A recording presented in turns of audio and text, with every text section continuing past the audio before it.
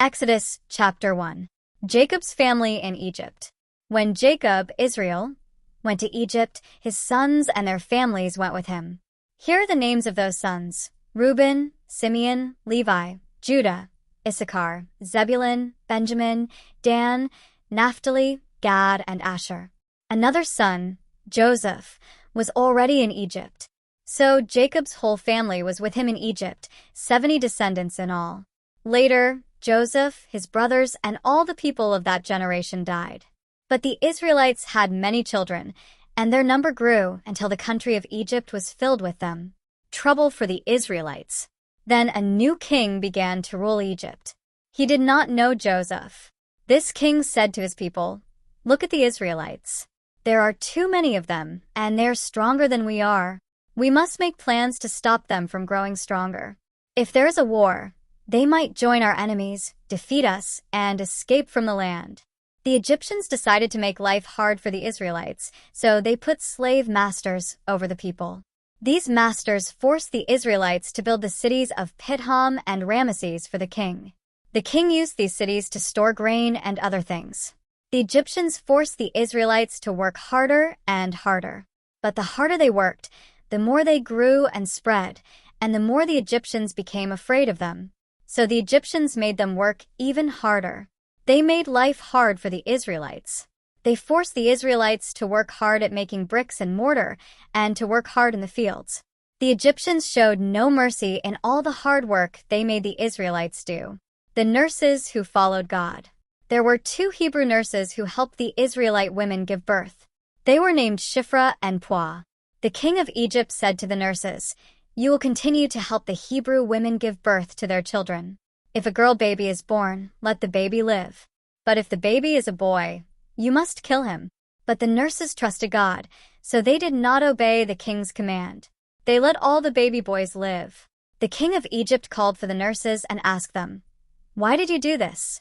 Why did you let the baby boys live?"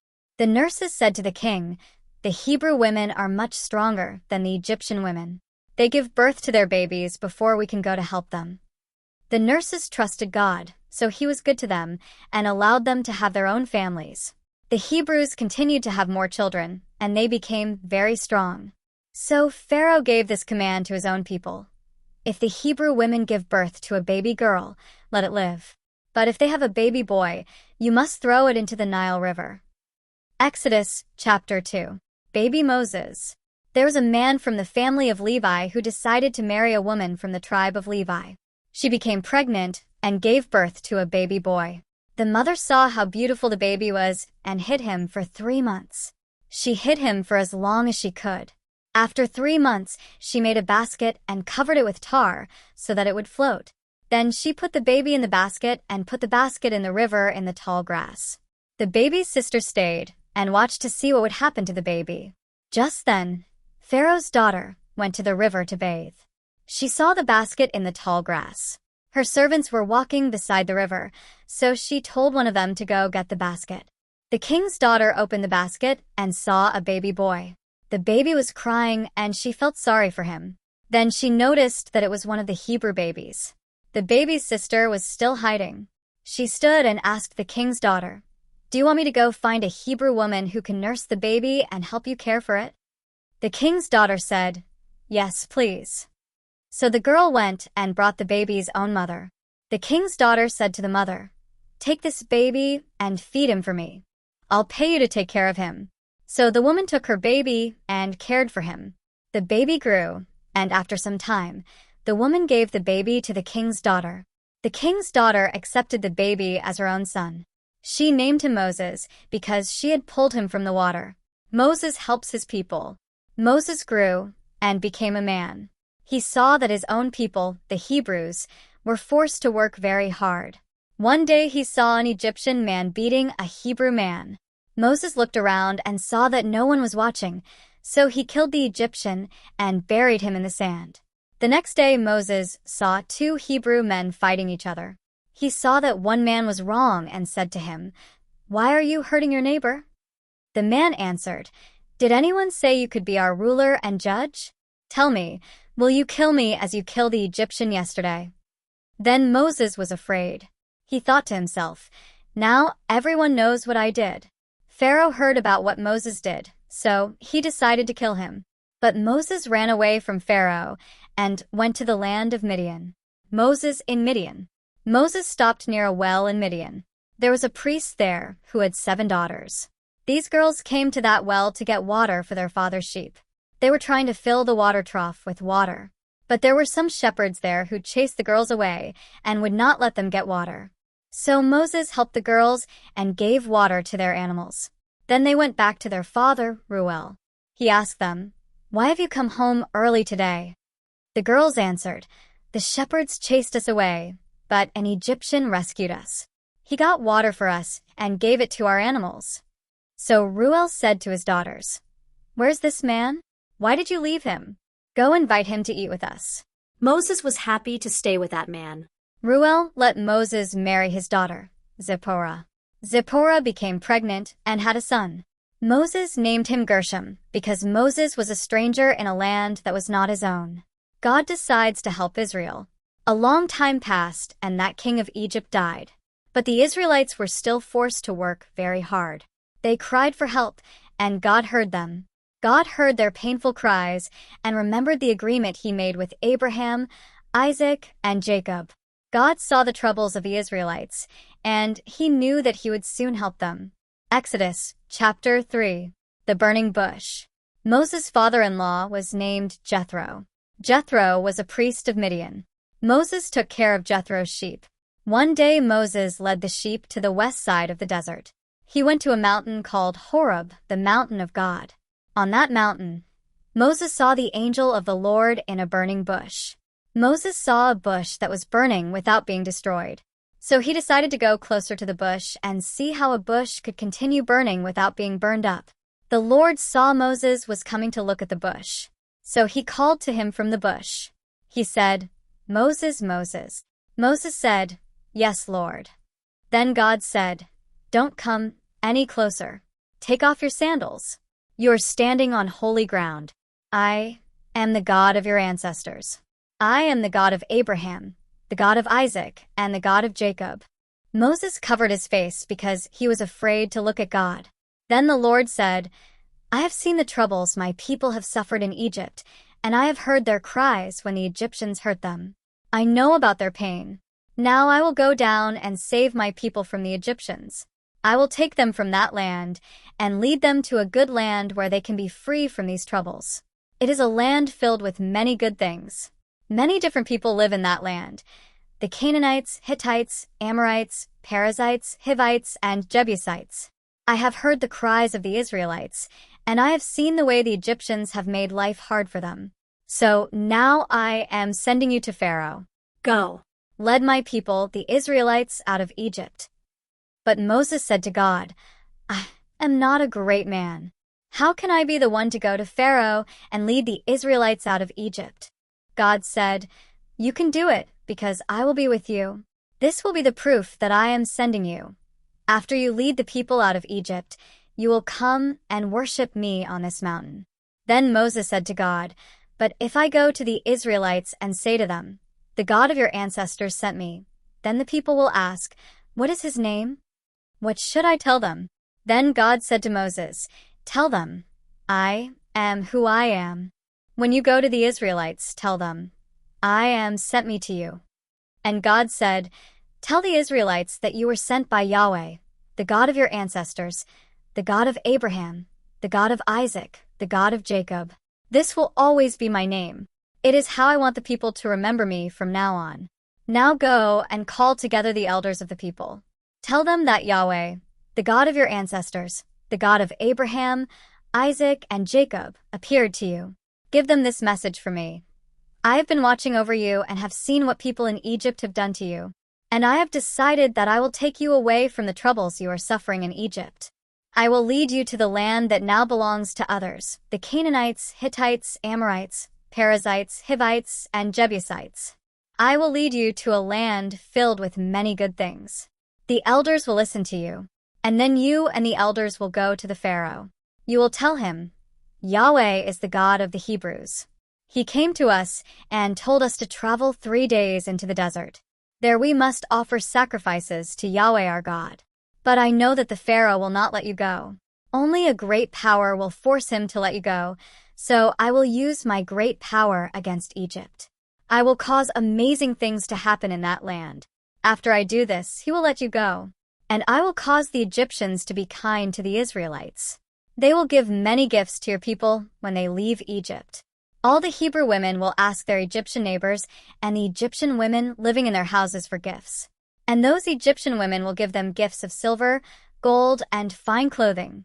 Then you will put those gifts on your children. In this way you will take away the wealth of the Egyptians. Exodus chapter 4. Proof for Moses.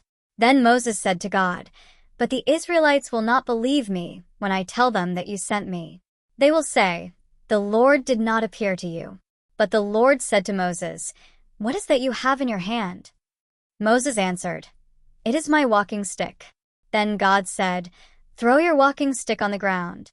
So Moses threw his walking stick on the ground, and it became a snake. Moses ran from it, but the Lord said to him, "Reach out and grab the snake by its tail." When Moses reached out and caught the snake's tail, the snake became a walking stick again. Then God said, "Use your stick in this way, and the people will believe that you saw the Lord, the God of your ancestors, the God of Abraham, the God of Isaac, and the God of Jacob." Then the Lord said to Moses, "I will give you another proof. Put your hand under your robe." So Moses opened his robe and put his hand inside. Then he brought his hand out of the robe, and it was changed. His hand was covered with spots that were white like snow. Then God said, "Now put your hand into your robe again." So Moses put his hand into his robe again. Then he brought his hand out, and his hand was changed. Now his hand was good again, as it was before. Then God said, "If the people don't believe you when you use your walking stick, then they will believe you when you show them this sign. If they still refuse to believe after you show them both of these signs, then take some water from the Nile River. Pour the water on the ground, and as soon as it touches the ground, it will become blood." Then Moses said to the Lord, "But, Lord, I am telling you, I am not a good speaker. I have never been able to speak well. And that hasn't changed since you started talking to me. I am still not a good speaker. You know that I speak slowly and don't use the best words." Then the Lord said to him, "Who made a person's mouth? And who can make someone deaf or not able to speak? Who can make a person blind? Who can make a person able to see? I am the one. I am the Lord. So go. I will be with you when you speak. I will give you the words to say." But Moses said, "My Lord, I beg you to send someone else, not me." Then the Lord became angry with Moses and said, "All right, I'll give you someone to help you. Aaron the Levite is your brother, isn't he? He is a good speaker. In fact, Aaron is already coming to meet you, and he will be happy to see you. I will tell you what to say. Then you will tell Aaron, and I will help him say it well. I will tell both of you what to do. So Aaron will speak for you. Like God, you will speak to him, and he will tell the people what you say. So go and carry your walking stick with you. Use it and the other miracles to show the people that I am with you." Moses leaves Midian. Then Moses went back to Jethro, his father-in-law. Moses said to him, "Please let me go back to Egypt. I want to see if my people are still alive." Jethro said to Moses, "Go in peace." Then, while Moses was still in Midian, the Lord said to him, "It is safe for you to go back to Egypt now. The men who wanted to kill you are now dead." So Moses put his wife and children on the donkey and returned to Egypt. He carried his walking stick with him, the walking stick with the power of God. While Moses was traveling back to Egypt, the Lord spoke to him, "When you talk to Pharaoh, remember to show him all the miracles that I have given you the power to do. But I will cause Pharaoh to be very stubborn. He will not let the people go. Then you should say to Pharaoh, 'This is what the Lord says. Israel is my firstborn son. And I am telling you to let my son go and worship me. If you refuse to let Israel go, then I will kill your firstborn son.'" Moses' son circumcised. On the way to Egypt, Moses stopped at a place to spend the night. The Lord met Moses at that place and tried to kill him. But Zipporah took a flint knife and circumcised her son. She took the skin and touched his feet. Then she said to Moses, You are a bridegroom of blood to me." Zipporah said this because she had to circumcise her son. So God let Moses live. Moses arrives in Egypt. The Lord had spoken to Aaron and told him, "Go out into the desert and meet Moses." So Aaron went and met Moses at the mountain of God. He saw Moses and kissed him. Moses told Aaron everything the Lord had commanded him to say and all the miracles he must do to prove that God had sent him. So Moses and Aaron went and gathered together all the elders of the Israelites. Then Aaron spoke to the people and told them everything the Lord had told Moses. Then Moses did the miracles for all the people to see, and they believed what they had heard. Then the Israelites understood that the Lord had seen their troubles and had come to help them. So they bowed down and worshipped God. Exodus chapter 5. Moses and Aaron before Pharaoh. After Moses and Aaron talked to the people, they went to Pharaoh and said, "The Lord, the God of Israel, says, 'Let my people go into the desert so that they can have a festival to honor me.'" But Pharaoh said, "Who is the Lord? Why should I obey him? Why should I let Israel go? I don't even know who this Lord is, so I refuse to let Israel go." Then Aaron and Moses said, "The God of the Hebrews has talked with us. So we beg you to let us travel 3 days into the desert. There we will offer a sacrifice to the Lord our God. If we don't do this, he might become angry and destroy us. He might make us die from sickness or war." But Pharaoh said to them, "Moses and Aaron, you are bothering the workers. Let them do their work. Go back to your own work. There are very many workers, and you are keeping them from doing their jobs." Pharaoh punishes the people. That same day Pharaoh gave a command to the slave masters and Hebrew foremen. He said, "You have always given the people straw to use to make bricks. But now, tell them they have to go and find their own straw to make bricks. But they must still make the same number of bricks as they did before. They have gotten lazy. That is why they are asking me to let them go. They don't have enough work to do. That is why they asked me to let them make sacrifices to their God. So make these people work harder. Keep them busy. Then they will not have enough time to listen to the lies of Moses." So the Egyptian slave masters and the Hebrew foremen went to the Israelites and said, "Pharaoh has decided that he will not give you straw for your bricks. You must go and get the straw for yourselves. So go and find straw, but you must still make as many bricks as you made before." So the people went everywhere in Egypt looking for straw. The slave masters forced the people to work even harder. They forced the people to make as many bricks as before. The Egyptian slave masters had chosen the Hebrew foremen and had made them responsible for the work the people did. The Egyptian slave masters beat these foremen and said to them, "Why aren't you making as many bricks as you made in the past?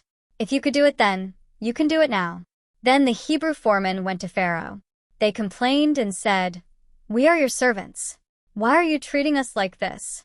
You give us no straw, but you tell us to make as many bricks as before. And now our masters are beating us. Your people are wrong for doing this." Pharaoh answered, "You are lazy, and you don't want to work. That is why you asked me to let you go. And that is why you want to leave here and make sacrifices to the Lord. Now go back to work.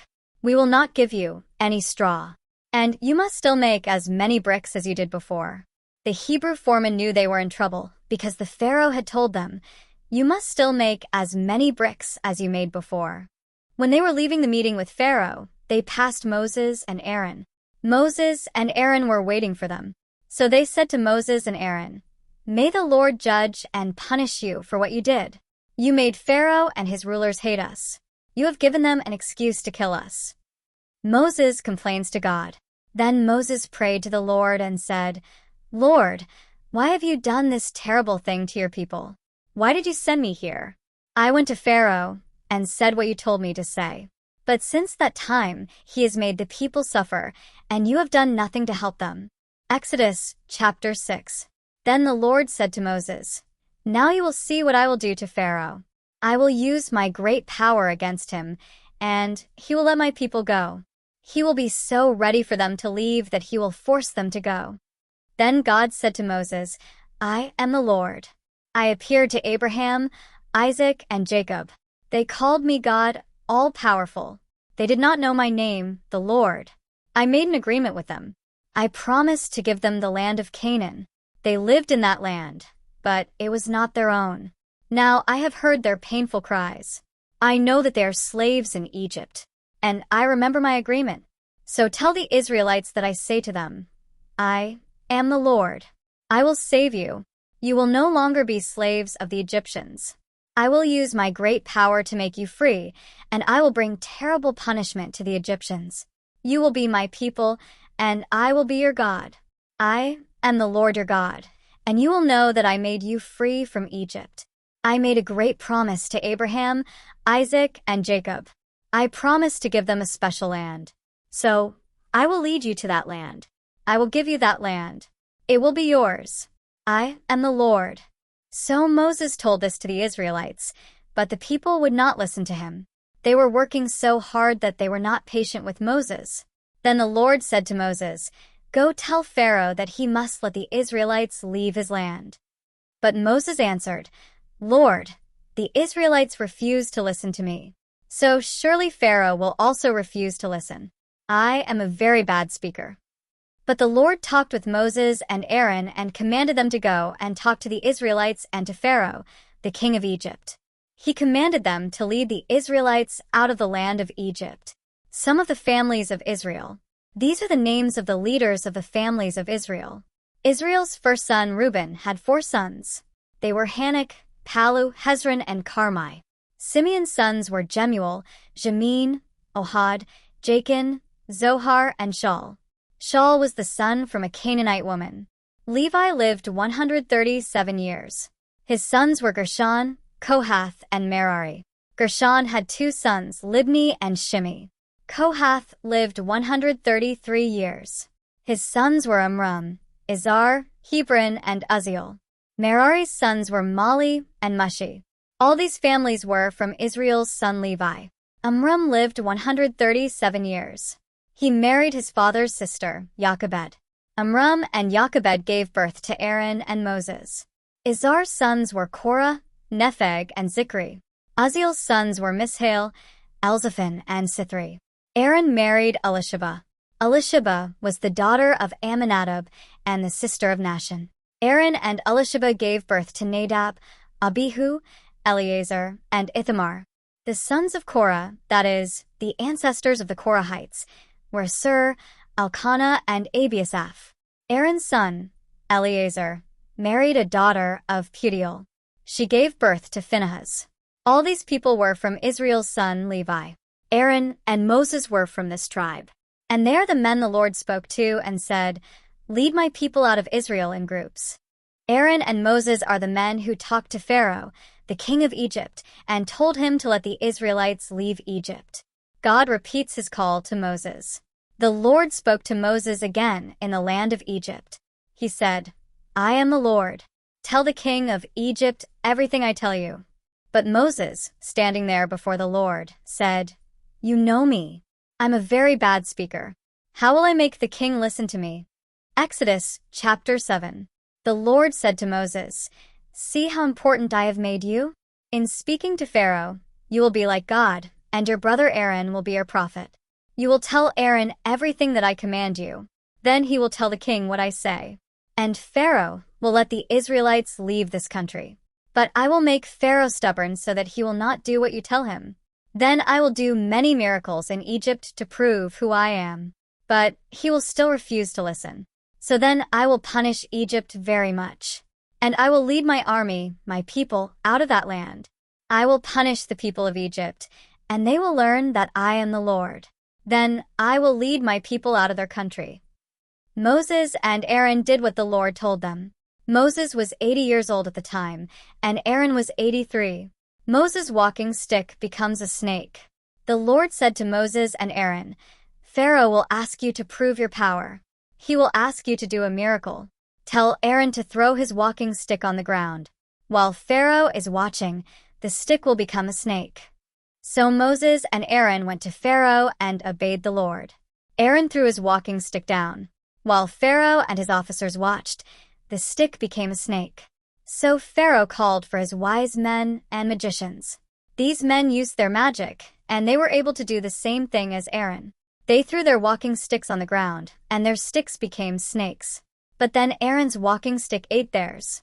Pharaoh still refused to let the people go, just as the Lord had said. Pharaoh refused to listen to Moses and Aaron. The water becomes blood. Then the Lord said to Moses, "Pharaoh is being stubborn. He refuses to let the people go. In the morning Pharaoh will go out to the river. Go to him by the edge of the Nile River. Take the walking stick that became a snake. Tell him this: the Lord, the God of the Hebrews, sent me to you. He told me to tell you to let his people go worship him in the desert. Until now you have not listened to the Lord. So the Lord says that he will do something to show you that he is the Lord. I will hit the water of the Nile River with this walking stick in my hand, and the river will turn into blood. The fish in the river will die, and the river will begin to stink. Then the Egyptians will not be able to drink the water from the river." The Lord said to Moses, "Tell Aaron to hold the walking stick in his hand over the rivers, canals, lakes, and every place where they store water. When he does this, all the water will turn into blood.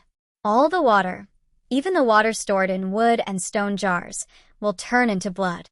So Moses and Aaron did what the Lord commanded. Aaron raised the walking stick and hit the water in the Nile River. He did this in front of Pharaoh and his officials. So all the water in the river changed into blood. The fish in the river died, and the river began to stink.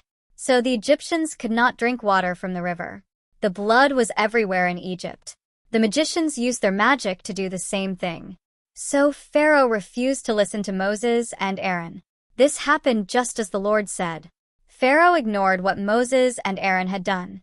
He turned and went into his house.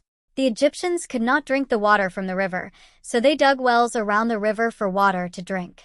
The frogs. 7 days passed after the Lord changed the Nile River. Exodus chapter 8. Then the Lord told Moses, "Go to Pharaoh and tell him that the Lord says, 'Let my people go to worship me.'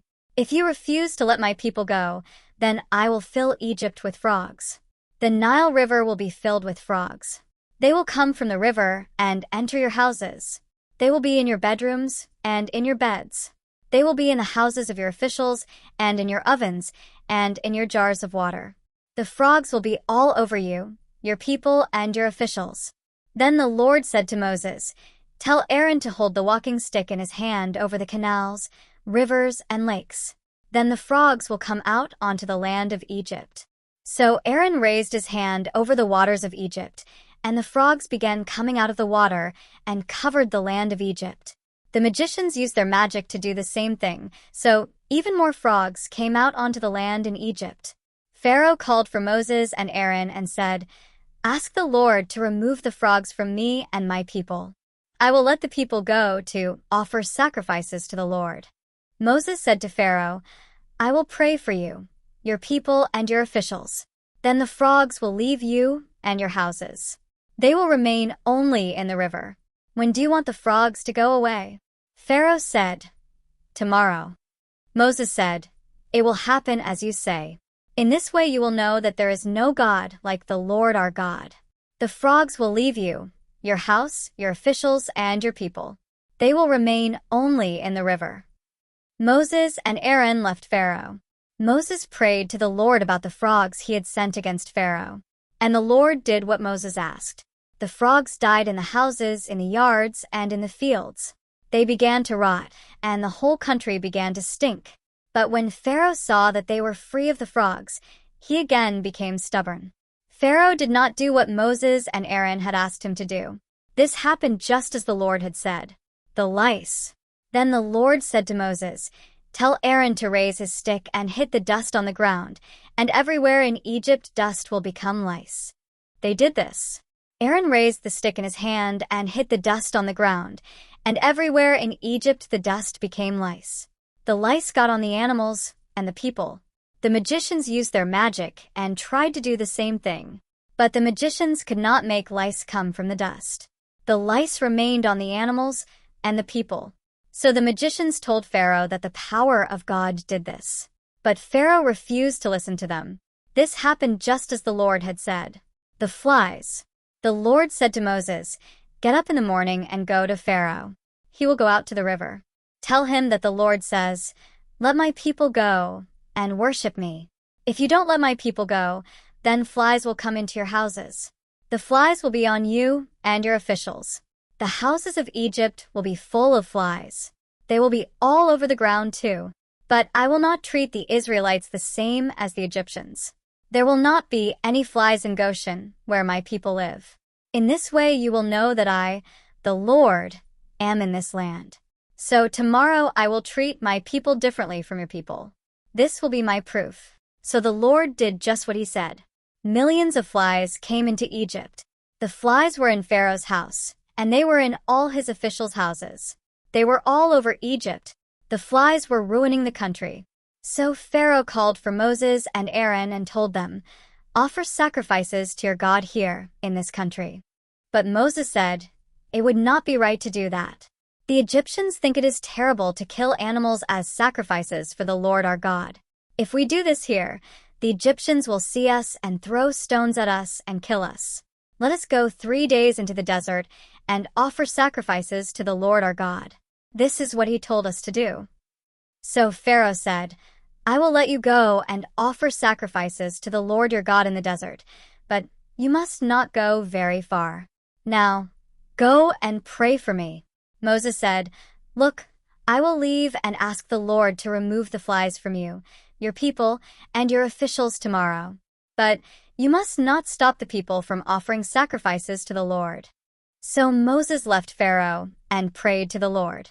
And the Lord did what Moses asked. He removed the flies from Pharaoh, his officials, and his people. None of the flies remained. But Pharaoh again became stubborn and did not let the people go. Exodus chapter 9. The disease of the farm animals. Then the Lord told Moses to go to Pharaoh and tell him, "The Lord, the God of the Hebrews, says, 'Let my people go to worship me.' If you continue to hold them and refuse to let them go, then the Lord will use his power against your animals in the fields. He will cause all of your horses, donkeys, camels, cattle, and sheep to get sick with a terrible disease. But the Lord will treat Israel's animals differently from the animals of Egypt. None of the animals that belong to the Israelites will die. The Lord has set the time for this to happen." He said, "Tomorrow the Lord will make this happen in this country." The next morning the Lord did what he said. All the farm animals of the Egyptians died, but none of the animals that belonged to the Israelites died. Pharaoh sent people to see if any of the animals of Israel died. Not one of them died. But Pharaoh remained stubborn and did not let the people go. The boils. The Lord said to Moses and Aaron, "Fill your hands with the ashes from a furnace. Moses, you throw the ashes into the air in front of Pharaoh. This will become dust that will go throughout the land of Egypt. Whenever the dust touches a person or an animal in Egypt, sores will break out on the skin." So Moses and Aaron took ashes from a furnace and went and stood before Pharaoh.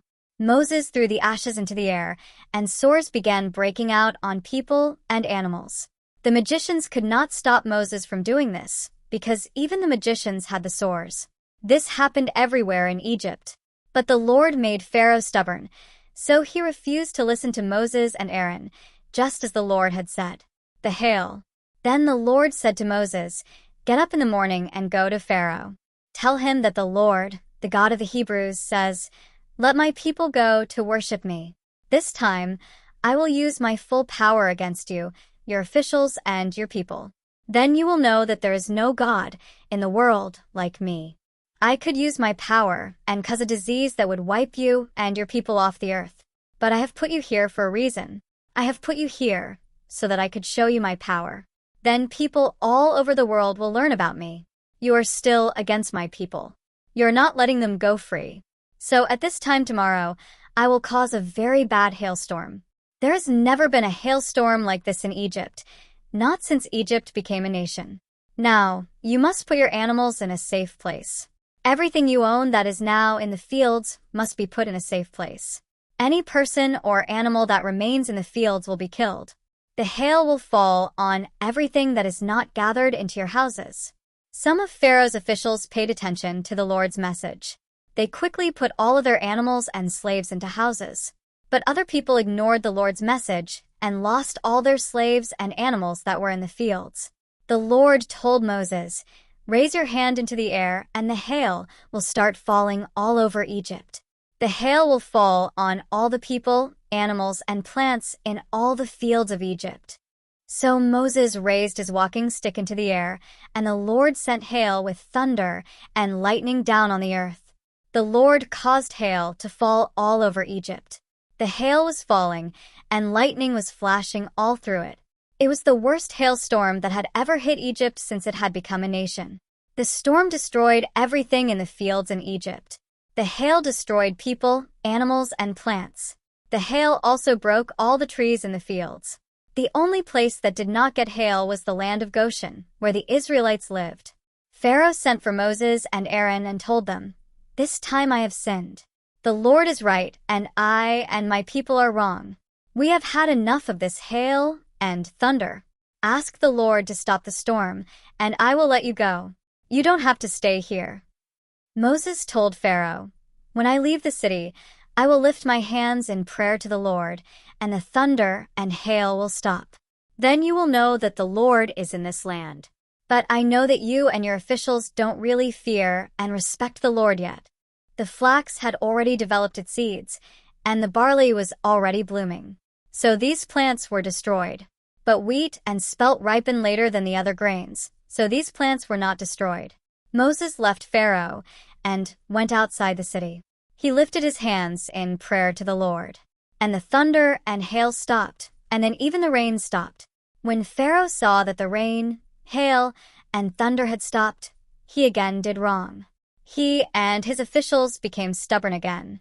Pharaoh refused to let the Israelites go free, just as the Lord had said through Moses. Exodus chapter 10. The locusts. The Lord said to Moses, "Go to Pharaoh. I have made him and his officials stubborn. I did this so that I could show them my powerful miracles. I also did this so that you could tell your children and your grandchildren about the miracles and other wonderful things that I have done in Egypt. Then all of you will know that I am the Lord." So Moses and Aaron went to Pharaoh. They told him, "The Lord, the God of the Hebrews, says, 'How long will you refuse to obey me? Let my people go, to worship me. If you refuse to let my people go, then tomorrow I will bring locusts into your country. The locusts will cover the land. There will be so many locusts that you will not be able to see the ground. Anything that was left from the hailstorm will be eaten by the locusts. The locusts will eat all the leaves from every tree in the field. They will fill all your houses, and all your officials' houses, and all the houses in Egypt. There will be more locusts than your fathers or your grandfathers have ever seen. There will be more locusts than there have ever been since people began living in Egypt." Then Moses turned and left Pharaoh. Then the officials asked Pharaoh, "How long will we be trapped by these people? Let the men go to worship the Lord their God. If you don't let them go, before you know it, Egypt will be destroyed." So Pharaoh told his officials to bring Moses and Aaron back to him. Pharaoh said to them, "Go and worship the Lord your God. But tell me, just who is going?" Moses answered, "All of our people, young and old, will go, and we will take our sons and daughters and our sheep and cattle with us. We will all go because the Lord's festival is for all of us." Pharaoh said to them, "The Lord really will have to be with you before I let you and all of your children leave Egypt. Look, you are planning something evil. The men can go worship the Lord. That is what you asked for in the beginning. But all of your people cannot go." Then Pharaoh sent Moses and Aaron away. The Lord told Moses, "Raise your hand over the land of Egypt, and the locusts will come. They will spread all over the land of Egypt and will eat all the plants that the hail did not destroy." So Moses raised his walking stick over the land of Egypt, and the Lord caused a strong wind to blow from the east. The wind blew all that day and night. When morning came, the wind had brought the locusts to the land of Egypt. The locusts flew into the country of Egypt and landed on the ground. There were more locusts than there had ever been in Egypt, and there will never again be that many locusts there. They covered the ground, and the whole country became dark. The locusts ate every plant on the ground and all the fruit in the trees that the hail had not destroyed.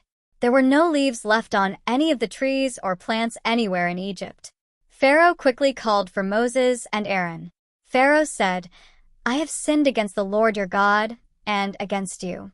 Now forgive me for my sins this time. Ask the Lord to remove this death from me." Moses left Pharaoh and prayed to the Lord. So the Lord changed the wind. He made a very strong wind blow from the west, and it blew the locusts out of Egypt and into the Red Sea. Not one locust was left in Egypt. But the Lord caused Pharaoh to be stubborn again, and Pharaoh did not let the Israelites go. The darkness. Then the Lord told Moses, "Raise your hand into the air, and darkness will cover Egypt. It will be so dark you can feel it." So Moses raised his hand into the air, and a cloud of darkness covered Egypt. The darkness stayed in Egypt for 3 days. None of the people could see each other, and no one got up to go any place for 3 days. But there was light in all the places where the Israelites lived. Again Pharaoh called for Moses. He said, "Go and worship the Lord. You can take your children with you, but you must leave your sheep and cattle here." Moses said, "No, we will take them all. In fact, you will give us offerings and sacrifices for us to use in worshiping the Lord our God. Yes, we will take our animals with us to worship the Lord our God. Not one hoof will be left behind. We don't know yet exactly what we will need to worship the Lord. We will learn that only when we get there." The Lord made Pharaoh stubborn again, so he refused to let them go. Then Pharaoh told Moses, "Get out of here. I don't want you to come here again. The next time you come to see me, you will die." Then Moses told Pharaoh, "You are right about one thing. I will not come to see you again." Exodus chapter 11. The death of the firstborn. Then the Lord told Moses, "I have one more disaster to bring against Pharaoh and Egypt. After this, he will ask you to leave Egypt. In fact, he will force you to leave this country. You must give this message to the Israelites. Men and women, you must ask your neighbors to give you things made of silver and gold." The Lord caused the Egyptians to be kind to the Israelites. The Egyptians, even Pharaoh's own officials, already considered Moses to be a great man. Moses said to the king, "The Lord says, 'At midnight tonight, I will go through Egypt, and every firstborn son in Egypt will die, from the firstborn son of Pharaoh, the ruler of Egypt, to the firstborn son of the slave girl grinding grain. Even the firstborn animals will die.' The crying in Egypt will be worse than at any time in the past or any time in the future. But none of the Israelites or their animals will be hurt. Not even a dog will bark at them. Then you will know that the Lord has treated Israel differently from Egypt. All these officials of yours will come down and bow to me. They will say, 'Leave and take all your people with you.' Only then will I leave." Then in anger, Moses left the meeting with Pharaoh. Then the Lord told Moses, "The reason Pharaoh did not listen to you is so that I could show my great power in Egypt. That is why Moses and Aaron did all these great miracles in front of Pharaoh. And that is why the Lord made Pharaoh so stubborn that he would not let the Israelites leave his country." Exodus chapter 12. Passover. While Moses and Aaron were still in Egypt, the Lord spoke to them. He said, "This month will be the first month of the year for you. This command is for the whole community of Israel. On the 10th day of this month, each man must get 1 lamb for the people in his house. If there are not enough people in his house to eat a whole lamb, then he should invite some of his neighbors to share the meal. There must be enough lamb for everyone to eat. The lamb must be a 1-year-old male, and it must be completely healthy. This animal can be either a young sheep or a young goat. You should watch over the animal until the 14th day of the month. On that day, all the people of the community of Israel must kill these animals just before dark. You must collect the blood from these animals and put it on the top and sides of the doorframe of every house where the people eat this meal. On this night, you must roast the lamb and eat all the meat. You must also eat bitter herbs and bread made without yeast. You must not eat the lamb raw or boiled in water. You must roast the whole lamb over a fire. The lamb must still have its head, legs, and inner parts. You must eat all the meat that night. If any of the meat is left until morning, you must burn it in the fire. When you eat the meal, you must be fully dressed and ready to travel. You must have your sandals on your feet and your walking stick in your hand. You must eat in a hurry, because this is the Lord's Passover. Tonight I will go through Egypt and kill every firstborn man and animal in Egypt. In this way I will judge all the gods of Egypt and show that I am the Lord. But the blood on your houses will be a special sign. When I see the blood, I will pass over your house. I will cause bad things to happen to the people of Egypt. But none of these bad diseases will hurt you. You will always remember tonight. It will be a special festival for you. Your descendants will honor the Lord with this festival forever. For this festival you will eat bread made without yeast for 7 days. On the first day, you will remove all the yeast from your houses. No one should eat any yeast for the full 7 days of this festival. Anyone who eats yeast must be separated from the rest of Israel. There will be holy assemblies on the first day and the last day of the festival. You must not do any work on these days. The only work you can do is preparing the food for your meals. You must remember the festival of unleavened bread, because on this day I took all of your people out of Egypt in groups. All of your descendants must remember this day. This is a law that will last forever. So on the evening of the 14th day of the first month, you will begin eating bread without yeast. You will eat this bread until the evening of the 21st day of the same month.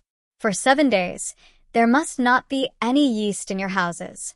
Anyone, either a citizen of Israel or a foreigner living among you, who eats yeast at this time must be separated from the rest of Israel. During this festival, you must not eat any yeast. You must eat bread without yeast wherever you live. So Moses called all the elders together and told them, "Get the lambs for your families. Kill the lambs for the Passover. Take bunches of hyssop and dip them in the bowls filled with blood. Paint the blood on the sides and top of each doorframe. No one must leave their house until morning. At the time the Lord goes through Egypt to kill the firstborn, he will see the blood on the sides and top of each doorframe. Then he will protect that house and not let the destroyer come into any of your houses and hurt you. You must remember this command. This law is for you and your descendants forever. You must remember to do this even when you go to the land the Lord is giving you. When your children ask you, 'Why are we doing this ceremony?' you will say, 'This Passover is to honor the Lord, because when we were in Egypt, he passed over the houses of Israel. He killed the Egyptians, but he saved the people in our houses.' Then the people bowed down and worshipped the Lord. The Lord had given this command to Moses and Aaron, so the Israelites did what the Lord commanded. At midnight the Lord killed all the firstborn sons in Egypt, from the firstborn son of Pharaoh, who ruled Egypt, to the firstborn son of the prisoner sitting in jail. Also all the firstborn animals died. That night someone died in every house in Egypt. Pharaoh, his officials, and all the people of Egypt began to cry loudly. Israel leaves Egypt. So that night Pharaoh called for Moses and Aaron and said to them, "Get up and leave my people. You and your people can do as you say. Go and worship the Lord. Take all of your sheep and cattle with you, just as you said you would. Go. And say a blessing for me too." The people of Egypt also asked them to hurry and leave. They said, "If you don't leave, we will all die." The Israelites did not have time to put the yeast in their bread. They just wrapped the bowls of dough with cloth and carried them on their shoulders. Then the Israelites did what Moses asked them to do. They went to their Egyptian neighbors and asked for clothing and things made from silver and gold.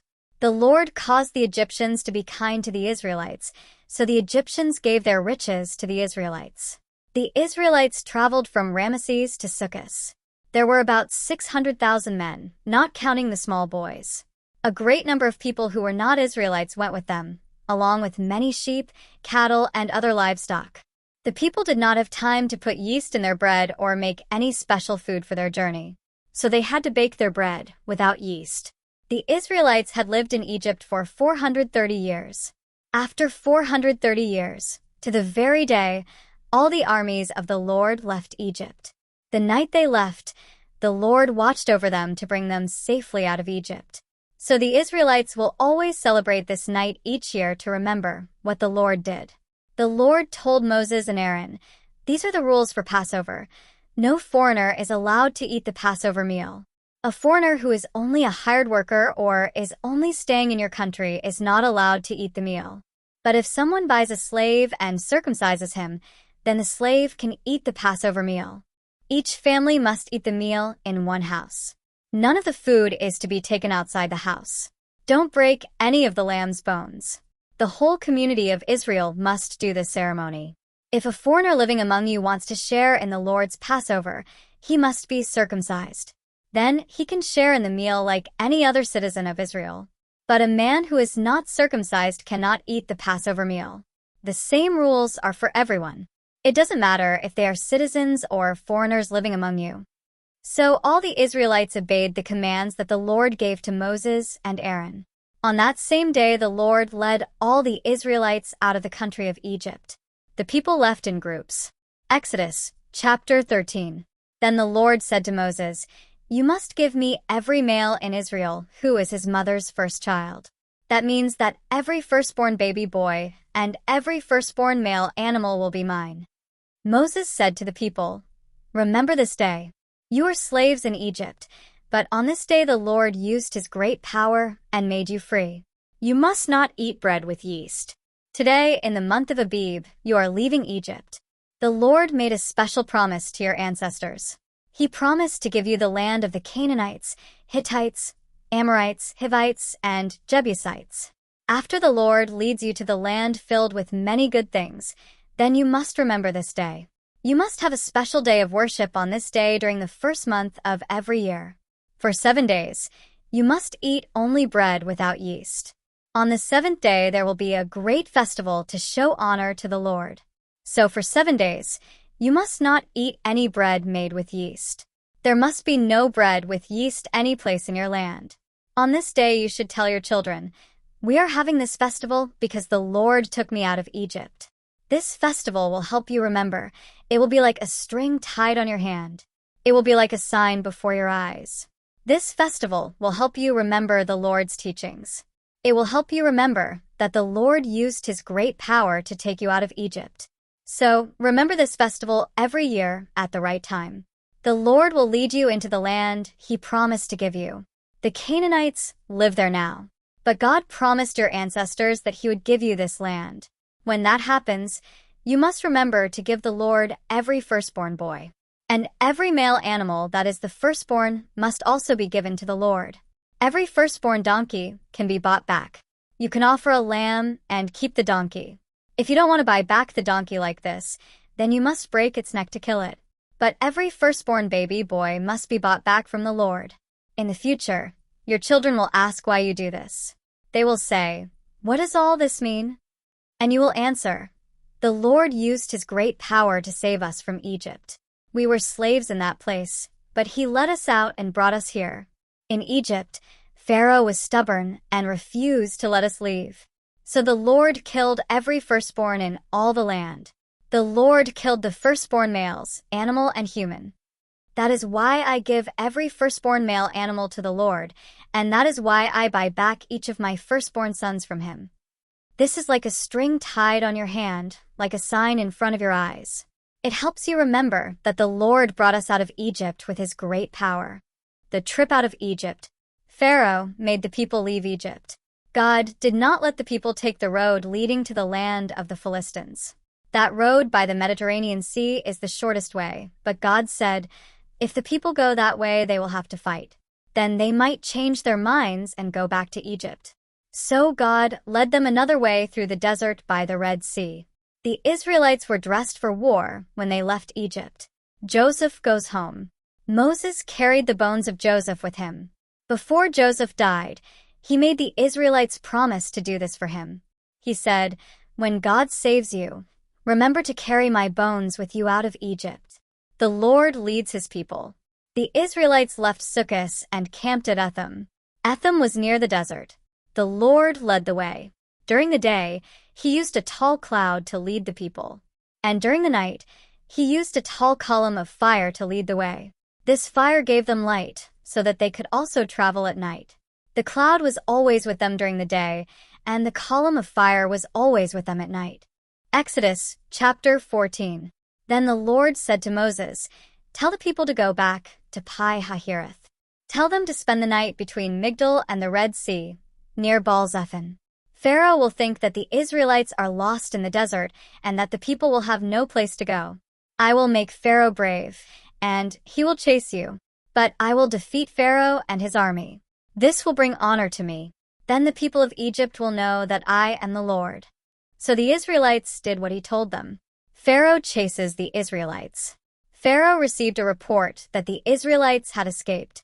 When he heard this, he and his officials changed their minds about what they had done. Pharaoh said, "Why did we let the Israelites leave? Why did we let them run away? Now we have lost our slaves." So Pharaoh prepared his chariot and took his men with him. He took 600 of his best men and all of his chariots. There was an officer in each chariot. The Israelites were leaving with their arms raised in victory. But the Lord caused Pharaoh, the king of Egypt, to become brave. And Pharaoh chased the Israelites. The Egyptian army had many horse soldiers and chariots.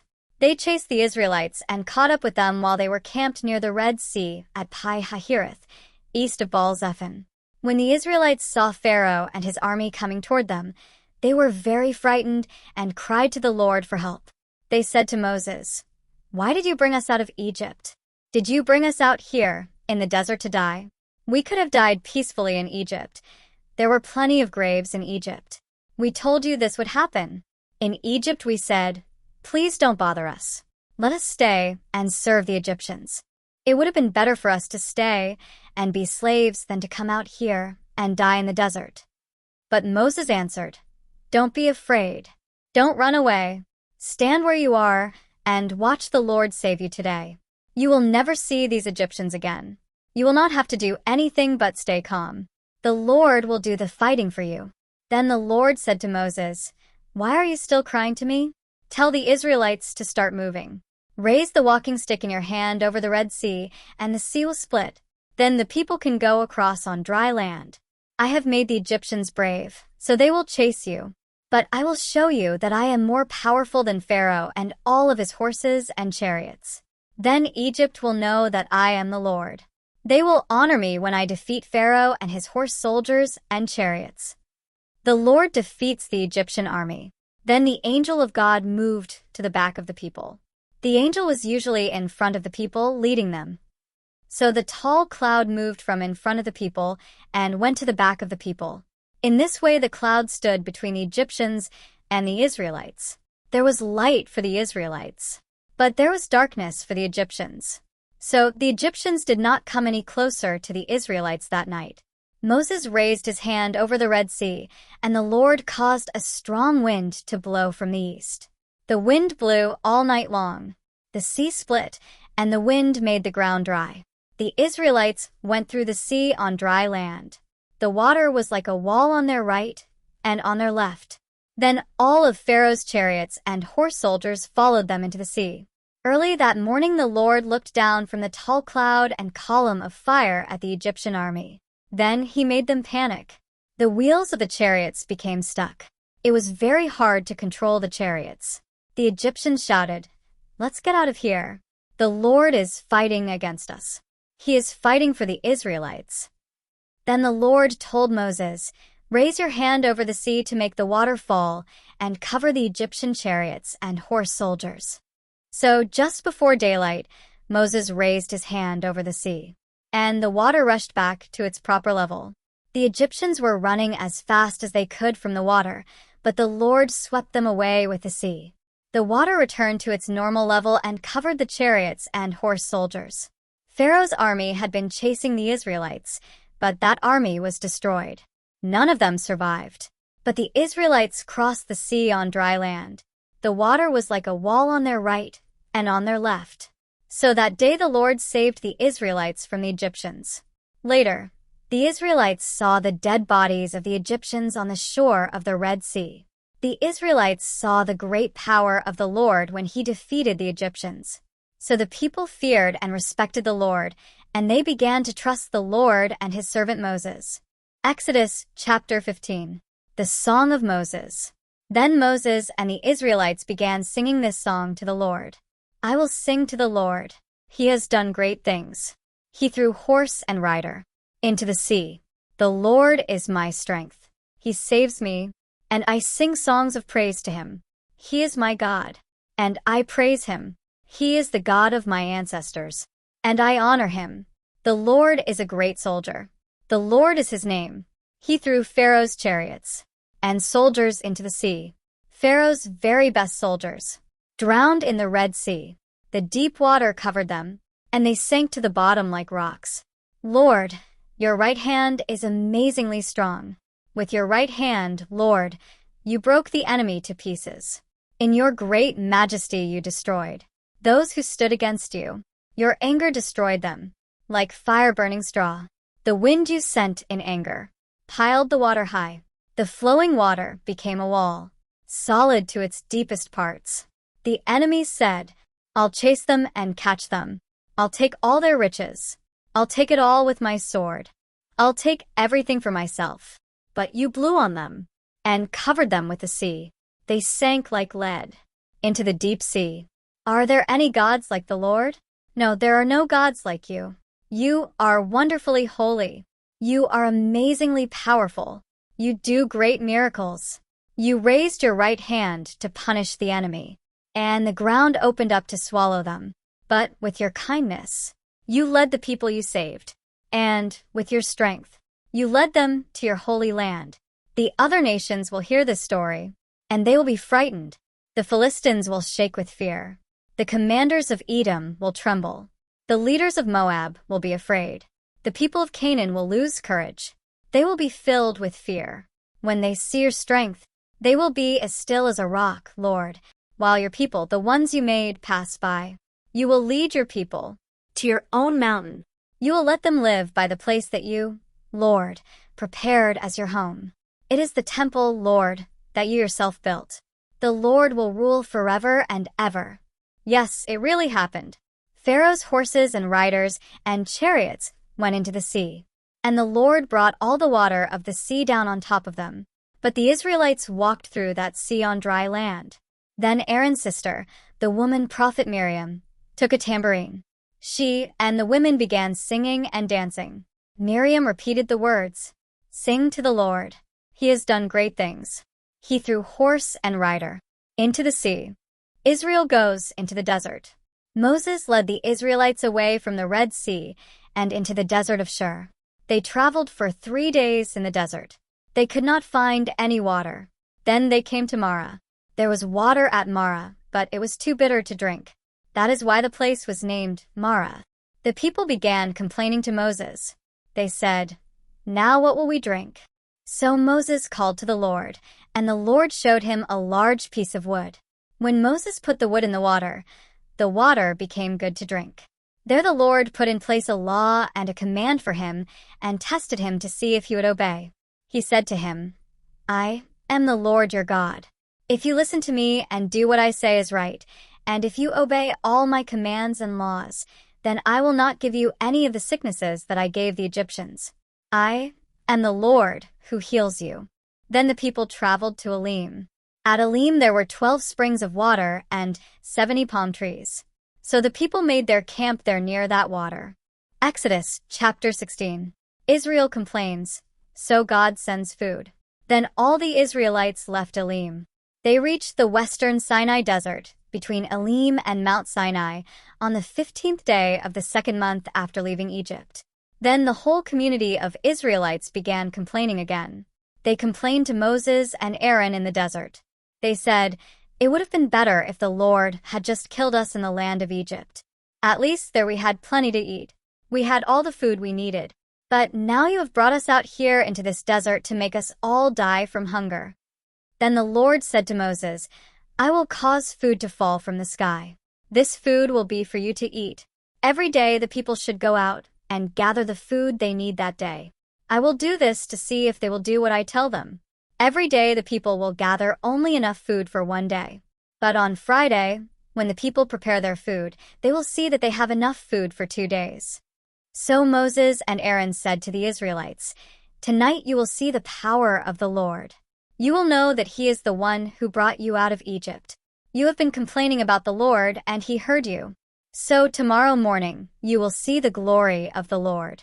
You have been complaining and complaining about us. Maybe now we can have a little rest." Then Moses said, "In the evening the Lord will give you meat to eat, and in the morning you will have all the bread you want. The Lord will do this because he has heard your complaining, which was against him, not us. What can we do? We do only what he tells us to do, so your complaints are really against the Lord." Then Moses said to Aaron, "Tell the whole community of Israelites to come together before the Lord, because he has heard their complaints." So Aaron spoke to all the Israelites. While he was talking, the people turned and looked into the desert, and they saw the glory of the Lord appear in a cloud. The Lord said to Moses, "I have heard the complaints of the Israelites. So tell them, tonight you will eat meat, and in the morning you will have all the bread you want. Then you will know you can trust the Lord, your God." That evening, flocks of quail came and filled the camp, and in the morning dew lay on the ground all around it. After the dew was gone, something like thin flakes of frost was on the ground. When the Israelites saw it, they asked each other, "What is that?" because they did not know what it was. So Moses told them, "This is the food the Lord is giving you to eat. The Lord says, each of you should gather what you need, a basket of manna for everyone in your family." So that is what the Israelites did. Some people gathered a large amount, some people gathered a little. But when they measured what they had gathered, there was no shortage and there was none left over. Everyone gathered just what they needed. Moses told them, "Don't save that food to eat the next day." But some of the people did not obey Moses. They saved their food for the next day. But worms got into the food, and it began to stink. Moses was angry with the people who did this. Every morning the people gathered as much food as they could eat, but by noon the food melted and was gone. On Friday the people gathered twice as much food, 2 baskets for every person. So all the leaders of the people came and told this to Moses. Moses told them, "This is what the Lord said would happen.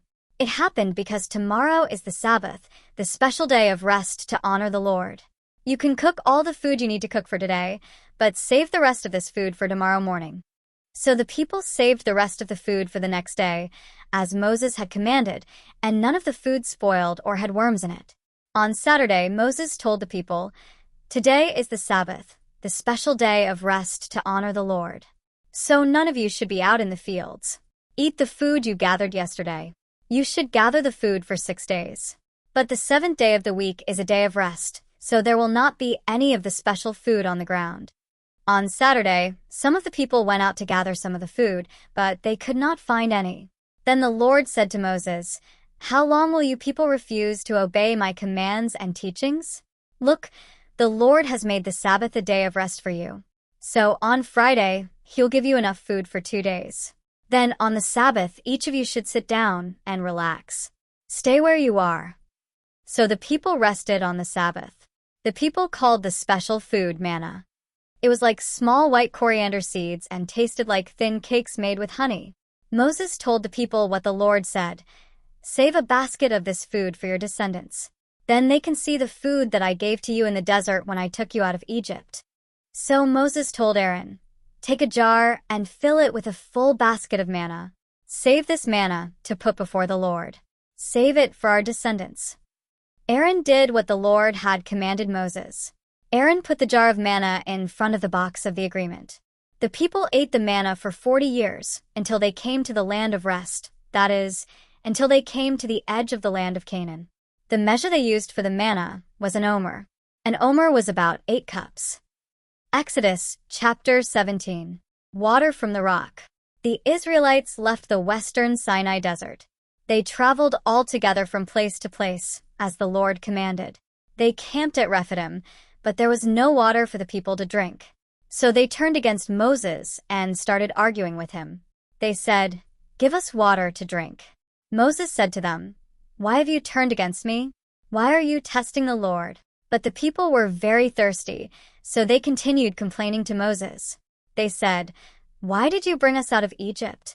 Did you bring us out here so that we, our children, and our cattle will all die without water?" So Moses cried to the Lord, "What can I do with these people? They are ready to kill me." The Lord said to Moses, "Go before the Israelites. Take some of the elders of the people with you. Carry your walking stick with you. This is the stick that you used when you hit the Nile River. I will stand before you on a rock at Horeb. Hit that rock with the walking stick and water will come out of it. Then the people can drink." Moses did these things, and the elders of Israel saw it. Moses named that place Meribah and Massah, because this was the place that the Israelites turned against him and tested the Lord. The people wanted to know if the Lord was with them or not. War with the Amalekites. At Rephidim the Amalekites came and fought against the Israelites. So Moses said to Joshua, "Choose some men and go and fight the Amalekites tomorrow. I will stand on the top of the hill and watch you. I will be holding the walking stick God gave me." Joshua obeyed Moses and went to fight the Amalekites the next day. At the same time Moses, Aaron, and Hur went to the top of the hill. Any time Moses held his hands in the air, the men of Israel would start winning the fight. But when Moses put his hands down, the men of Israel began to lose the fight. After some time, Moses' arms became tired, so they put a large rock under Moses for him to sit on. Then Aaron and Hur held Moses' hands in the air. Aaron was on one side of Moses, and Hur was on the other side. They held his hands up like this until the sun went down. So Joshua and his men defeated the Amalekites in this battle.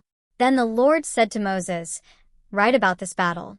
Write these things in a book so that people will remember what happened here.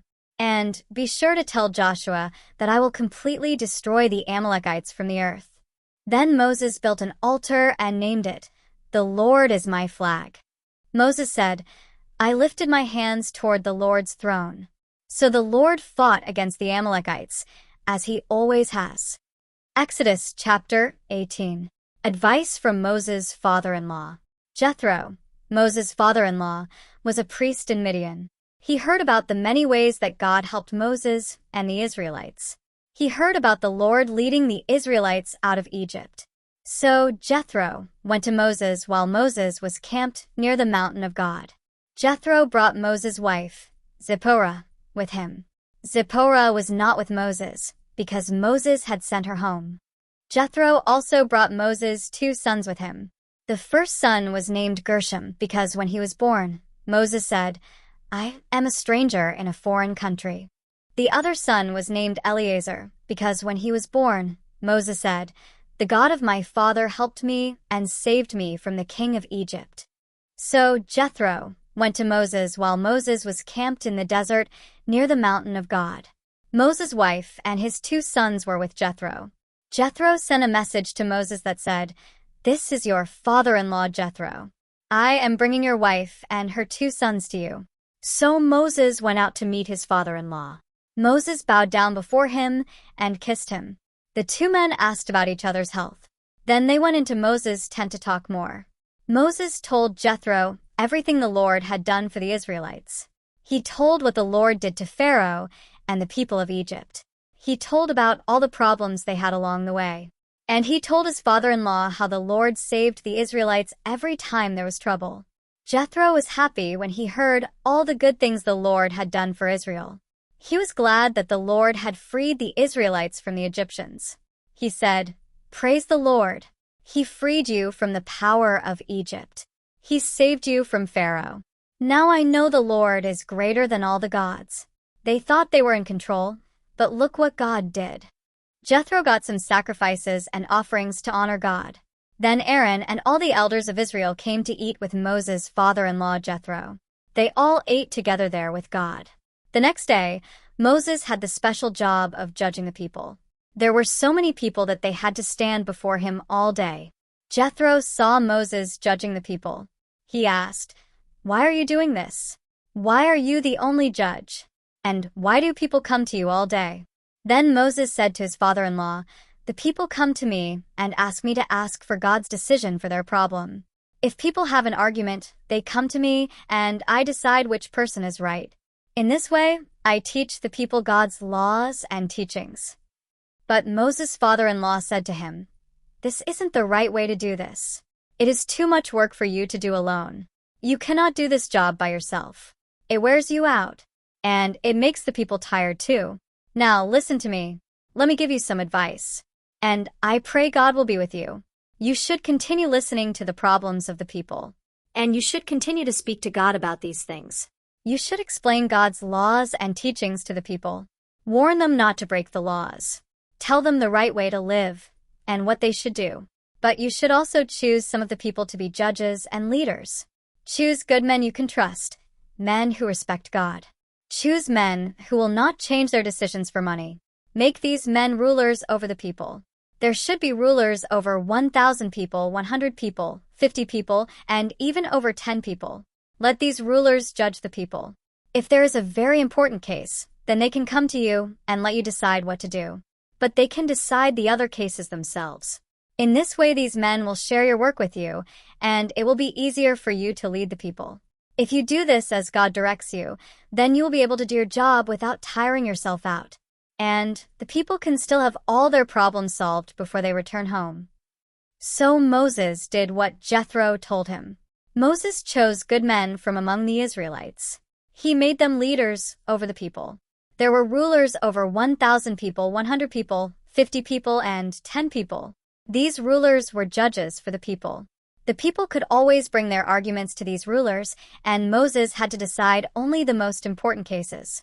After a short time, Moses said goodbye to his father-in-law Jethro, and Jethro went back to his own home. Exodus chapter 19. God's agreement with Israel. The Israelites reached the desert of Sinai in the 3rd month of their trip from Egypt. They had traveled from Rephidim to the Sinai desert. The Israelites camped in the desert near Mount Sinai. Then Moses climbed up the mountain to meet with God. The Lord spoke to him on the mountain and said, "Tell this to the Israelites, the great family of Jacob. You people saw what I did to the people of Egypt. You saw that I carried you out of Egypt like an eagle and brought you here to me. So now I tell you to obey my commands and keep my agreement. So if you do this, you will be my own special people. The whole world belongs to me, but I am choosing you to be my own special people. You will be a special nation, a kingdom of priests. Moses, you must tell the Israelites what I have said." So Moses climbed down the mountain and called the elders of the people together. Moses told the elders everything the Lord had commanded him to tell them. All the people spoke at the same time and said, "We will obey everything the Lord says." Then Moses went back up the mountain and told the Lord that the people would obey him. Then the Lord said to Moses, "I will come to you in a thick cloud. I will speak to you. All the people will hear me talking to you. I will do this so that they will always believe what you tell them." Then Moses told God everything the people had said. And the Lord said to Moses, "Today and tomorrow you must prepare the people for a special meeting. They must wash their clothes and be ready for me on the 3rd day. On the 3rd day, the Lord will come down to Mount Sinai, and all the people will see me. But you must tell the people to stay away from the mountain. Make a line, and don't let them cross it. Any person or animal that touches the mountain must be killed with stones or shot with arrows. But don't let anyone touch them. The people must wait until the trumpet blows. Only then can they go up the mountain." So Moses climbed down the mountain and went to the people. He got them ready for the special meeting, and they washed their clothes. Then Moses said to the people, "Be ready for the meeting with God in 3 days. Until that time, do not have sexual relations." On the morning of the 3rd day, a thick cloud came down onto the mountain. There was thunder and lightning and a very loud sound from a trumpet. All the people in the camp were frightened. Then Moses led the people out of the camp to a place near the mountain to meet God.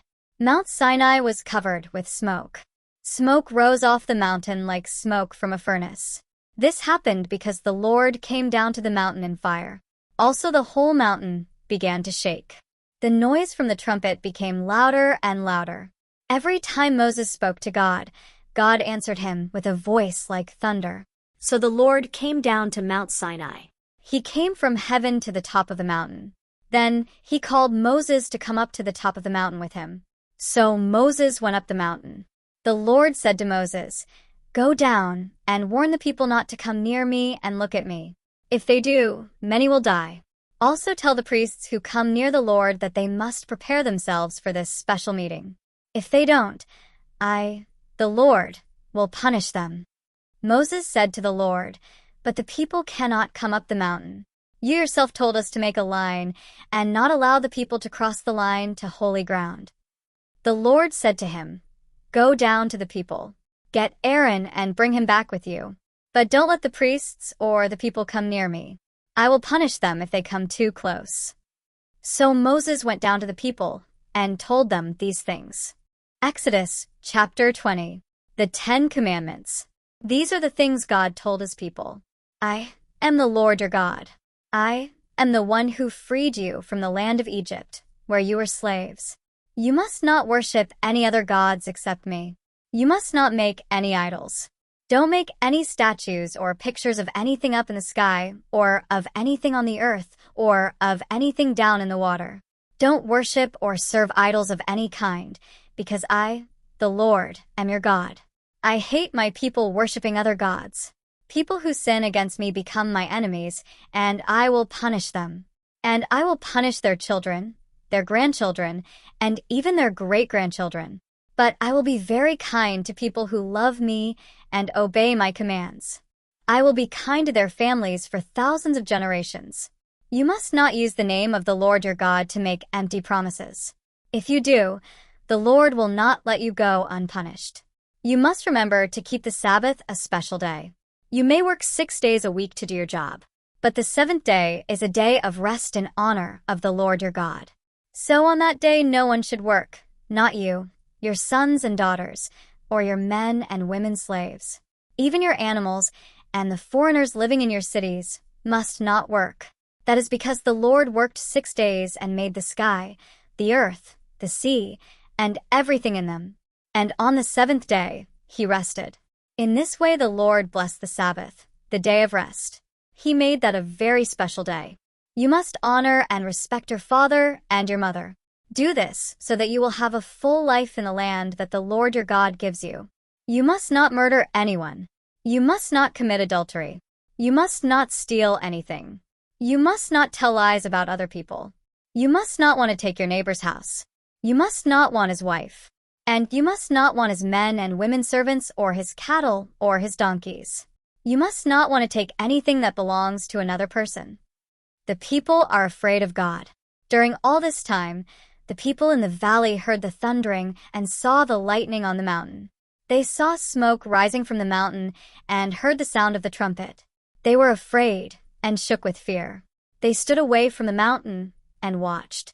Then the people said to Moses, "If you want to speak to us, then we will listen. But please don't let God speak to us. If this happens, we will die." Then Moses said to them, "Don't be afraid. God has come to test you. He wants you to respect him so that you will not sin." The people stood far away from the mountain while Moses went to the dark cloud where God was. Then the Lord told Moses to say this to the Israelites, "You people have seen that I talked with you from heaven. So you must not make idols using gold or silver to compete with me. You must not make these false gods. Make a special altar for me. You should use dirt to make this altar.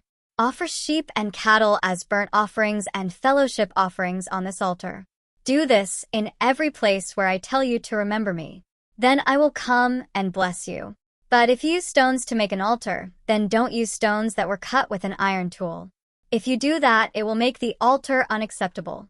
And you must not make steps leading up to the altar. If there are steps, when people look up to the altar, they will be able to see under your clothes." Exodus chapter 21. Other laws and commands. Then God said to Moses, "These are the other laws that you will give to the people. If you buy a Hebrew slave, then that slave will serve for only 6 years. After 6 years, he will be free, and he will have to pay nothing. If he is not married when he becomes your slave, when he becomes free, he will leave without a wife. But if the man is married when he becomes your slave, then he will keep his wife at the time he is made free. If the slave is not married, the master can give him a wife. If that wife gives birth to sons or daughters, she and her children will belong to the master. After the slave is finished with his years of service, he will be made free. But if the slave decides that he wants to stay with the master, he must say, 'I love my master. I love my wife and my children. I will not become free. I will stay.' If this happens, the master will bring the slave before God. The master will take the slave to a door or the wooden frame around the door and pierce the slave's ear using a sharp tool to show that the slave will serve that master for all his life. A man might decide to sell his daughter as a slave. If this happens, the rules for making her free are not the same as the rules for making the men slaves free. If the master who chose her for himself is not pleased with her, then he can sell the woman back to her father. If the master broke his promise to marry her, he loses the right to sell her to other people. If the master promised to let the slave woman marry his son, he must treat her like a daughter, not like a slave. If the master marries another woman, he must not give less food or clothing to the first wife, and he must continue to give her what she has a right to have in marriage. The man must do these 3 things for her. If he does not, the woman is made free, and it will cost her nothing. She owes no money to the man. Whoever hits and kills someone must be killed too. But if an accident happens and a person kills someone without planning it, then God allowed that thing to happen. I will choose some special places where people can run to for safety, so that person can run to one of those places. But whoever plans to kill someone out of anger or hatred must be punished. Take them away from my altar and kill them. Whoever hits their father or their mother must be killed. Whoever steals someone to sell them as a slave or to keep them for their own slave must be killed. Whoever curses their father or mother must be killed. 2 men might argue, and one might hit the other with a rock or with his fist. If the man who was hurt is not killed, the man who hurt him should not be killed. If the man was hurt and must stay in bed for some time, the man who hurt him must support him. The man who hurt him must pay for the loss of his time. He must support him until he is completely healed. Sometimes people beat their slaves. If the slave dies after being beaten, the killer must be punished. But if the slave gets up after a few days, then the master will not be punished. That is because someone paid their money for the slave, and the slave belongs to them. 2 men might be fighting and hurt a pregnant woman. This might make the woman give birth to her baby before its time. If the woman was not hurt badly, the man who hurt her must pay a fine. The woman's husband will decide how much the man must pay. The judges will help the man decide how much the fine will be. But if the woman was hurt badly, then the man who hurt her must be punished. The punishment must fit the crime. You must trade one life for another life. You must trade an eye for an eye, a tooth for a tooth, a hand for a hand, a foot for a foot, a burn for a burn, a bruise for a bruise, a cut for a cut. If a man hits a slave in the eye, and the slave is blinded in that eye, then the slave will be allowed to go free. His eye is the payment for his freedom. This is the same for a man or a woman slave. If a master hits his slave in the mouth, and the slave loses a tooth, then the slave will be allowed to go free. The slave's tooth is payment for the slave's freedom. This is the same for a man or a woman slave.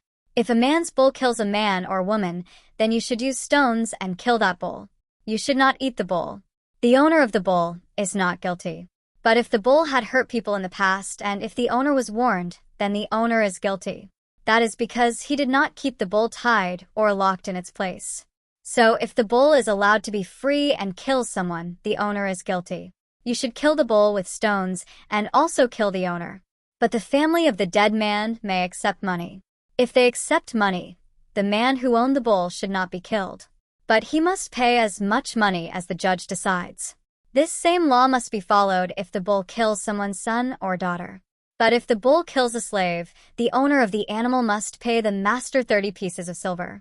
And the bull must also be killed with stones. This law will be the same for men and women slaves. A man might take a cover off a well or dig a hole and not cover it. If another man's animal comes and falls into that hole, the man who owns the hole is guilty. The man who owns the hole must pay for the animal. But after he pays for the animal, he will be allowed to keep the body of that animal. If one man's bull kills another man's bull, they should sell the bull that is alive. Both men will get half of the money that comes from selling the bull, and both men will also get half of the bull that was killed. But if a man's bull has hurt other animals in the past, that owner is responsible for his bull. If his bull kills another bull, he is guilty because he allowed the bull to be free. That man must pay bull for bull. He must trade his bull for the bull that was killed. Exodus chapter 22. How should you punish a man who steals a bull or a sheep? If the man kills the animal or sells it, then he cannot give it back. So he must pay 5 bulls for the one he stole. Or he must pay 4 sheep for the one he stole. He must pay for stealing. If he owns nothing, then he will be sold as a slave. But if the man still has the animal and you find it, that man must give the owner 2 animals for every animal he stole. It doesn't matter if the animal was a bull, a donkey, or a sheep. If a thief is killed while trying to break into a house at night, then no one will be guilty for killing him. But if this happens during the day, the one who killed him will be guilty of murder. A man might let his animal loose to graze in his field or vineyard. If the animal wanders into another person's field or vineyard, then the owner must pay. The payment must come from the best of his crop. A man might start a fire to burn thorn bushes on his field. But if the fire grows and burns his neighbor's crops or the grain growing on the neighbor's field, the man who started the fire must pay for what he burned. Someone might give some money or tools to a neighbor for safekeeping. What should you do if someone steals those things from the neighbor's house? If you find the one who stole them, then that thief must pay twice as much as the things are worth. If you don't find the thief, then the owner of the house must go before the judges who will decide if that person is guilty.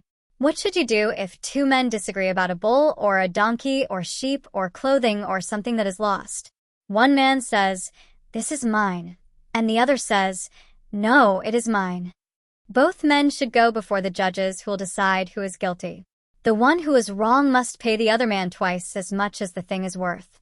A man might ask his neighbor to take care of an animal for a short time. It might be a donkey, a bull, or a sheep.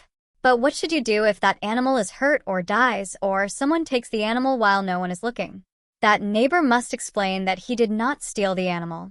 If this is true, the neighbor will promise to the Lord that he did not steal it.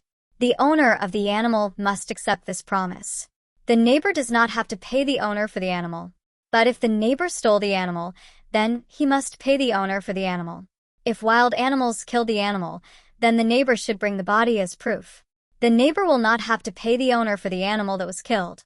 If a man borrows an animal from his neighbor and the animal is hurt or dies, then the neighbor must pay the owner for the animal.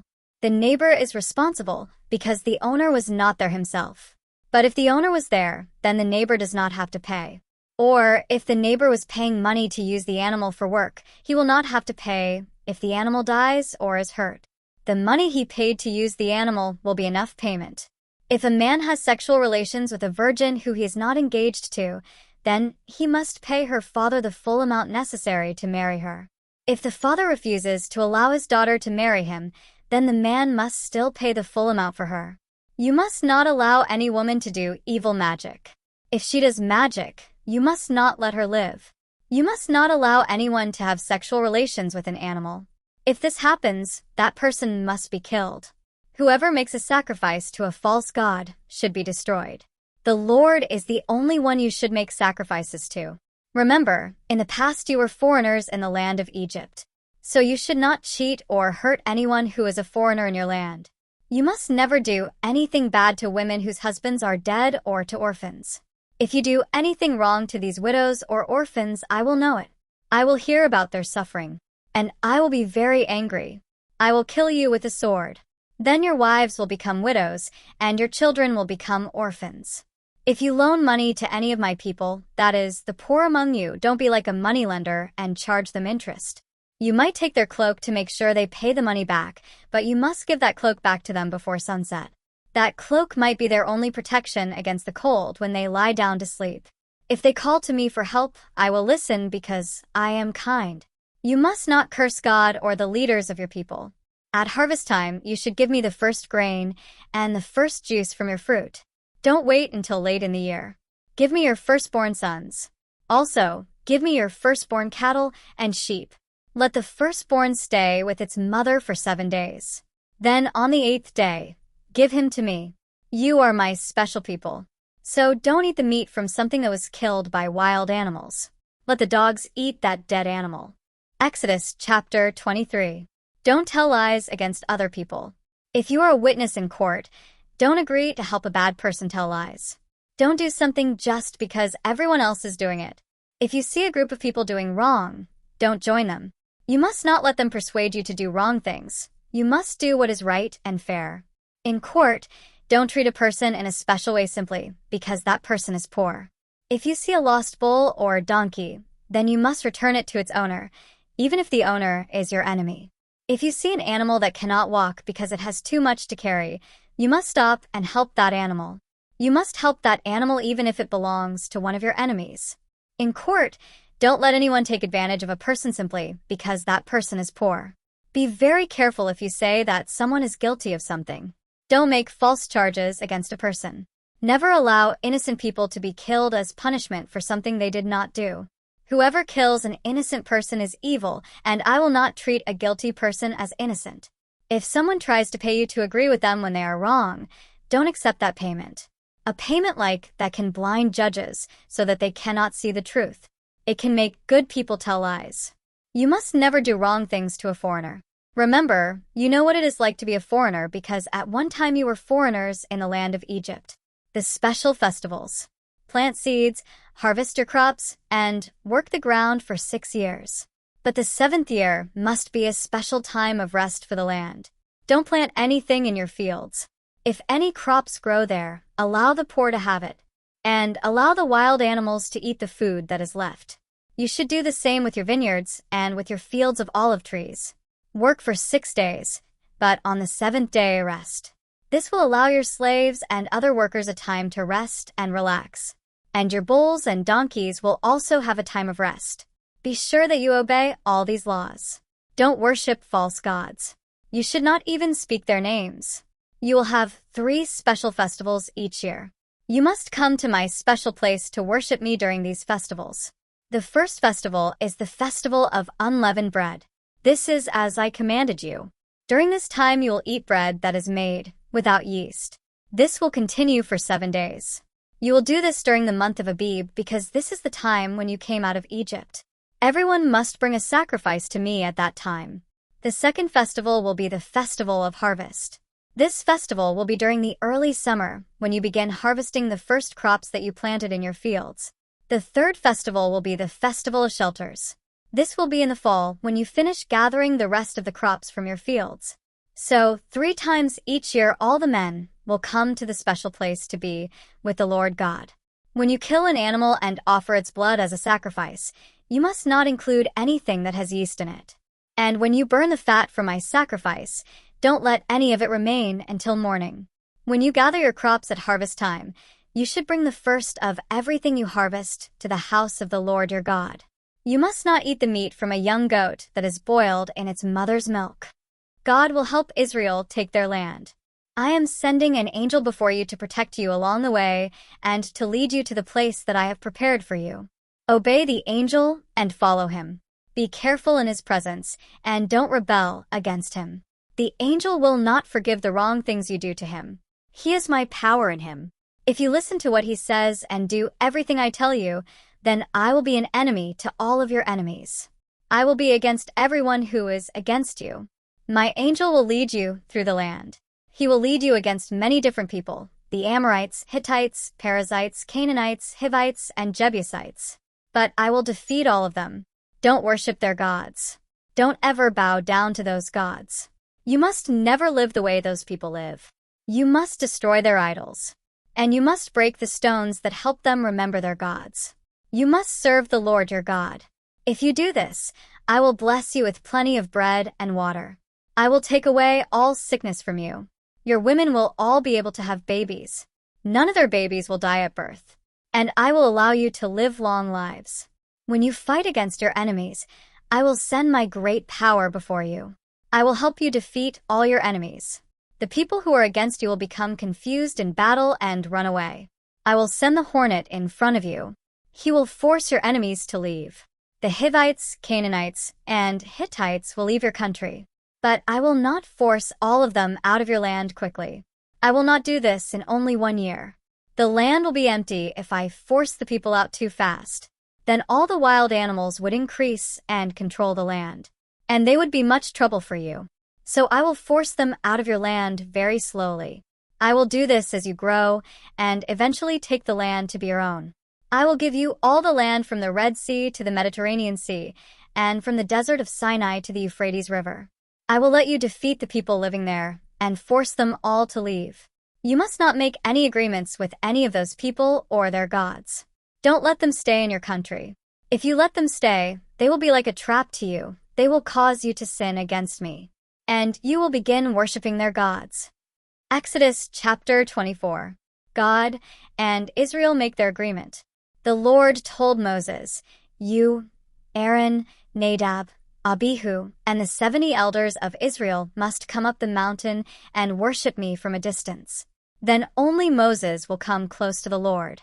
The other men must not come close, and the rest of the people must not even come up the mountain." Moses told the people all the rules and commands from the Lord. Then all the people said, "We will obey all the commands that the Lord has spoken." So Moses wrote down all the commands of the Lord. The next morning he got up and built an altar near the bottom of the mountain. And he set up 12 stones, one for each of the 12 tribes of Israel. Then Moses sent young men of Israel to offer sacrifices. These men offered bulls to the Lord as burnt offerings and fellowship offerings. Moses saved the blood from these animals. He put half of the blood in bowls, and he poured the other half of the blood on the altar. Moses read the scroll with a special agreement written on it. He read the agreement so that all the people could hear him. And the people said, "We have heard the laws that the Lord has given us, and we agree to obey them." Then Moses held the bowls full of the blood from the sacrifices. He threw that blood on the people. He said, "This blood shows that the Lord has made a special agreement with you. The laws God gave you explain the agreement." Then Moses, Aaron, Nadab, Abihu, and the 70 elders of Israel went up the mountain. On the mountain, these men saw the God of Israel. He was standing on something that looked like blue sapphires, as clear as the sky. All the leaders of Israel saw God, but God did not destroy them. They all ate and drank together. Moses goes to get God's law. The Lord said to Moses, "Come to me on the mountain. I have written my teachings and laws on 2 stone tablets. These teachings and laws are for the people. I will give these stone tablets to you." So Moses and his helper, Joshua, went up the mountain of God. Moses said to the elders, "Wait here for us until we come back to you. While I am gone, Aaron and Hur will rule over you. Go to them if anyone has a problem." Moses meets with God. Then Moses went up the mountain, and the cloud covered the mountain. The glory of the Lord came down on Mount Sinai. The cloud covered the mountain for 6 days. On the 7th day, the Lord spoke to Moses from the cloud. The Israelites could see the glory of the Lord. It was like a fire burning on top of the mountain. Then Moses went higher up the mountain into the cloud. He was on the mountain for 40 days and 40 nights. Exodus chapter 25. Gifts for the holy things. The Lord said to Moses, "Tell the Israelites to bring me gifts. You will accept gifts for me from everyone who is willing to give. Here is the list of the things that you should accept from the people: gold, silver, and bronze, blue, purple, and red yarn and fine linen, goat hair, ram skins dyed red, and fine leather, acacia wood, oil for the lamps, spices for the anointing oil, and spices for the sweet-smelling incense. Also accept onyx stones and other jewels to be put on the ephod and the judgment pouch, the holy tent. The people will build a holy place for me. Then I can live among them. I will show you what the holy tent and everything in it should look like. Build everything exactly as I show you. The box of the agreement. Use acacia wood and build a special box. This holy box must be 2.5 cubits long, 1.5 cubits wide, and 1.5 cubits high. Use pure gold to cover the box inside and out. Put gold trim around the edges of the box. Make 4 gold rings for carrying the box. Put the gold rings on the 4 corners, 2 rings on each side. Then make poles for carrying the box. These poles should be made from acacia wood and covered with gold. Put the poles through the rings on the corners of the box. Use these poles to carry the box. These poles should always stay in the rings of the box. Don't take the poles out. I will give you the agreement. Put it into this box. Then make a lid, the mercy cover. Make it from pure gold. Make it 2.5 cubits long and 1.5 cubits wide. Then make 2 cherub angels and put them on each end of the mercy cover. Hammer gold to make these angels. Put one angel on one end of the mercy cover, and put the other angel on the other end. Join the angels together with the mercy cover to make one piece. The wings of these angels should spread up toward the sky. The angels should cover the box with their wings and should face each other, looking toward the mercy cover. I will give you the agreement. Put it in the box, and put the mercy cover on the box.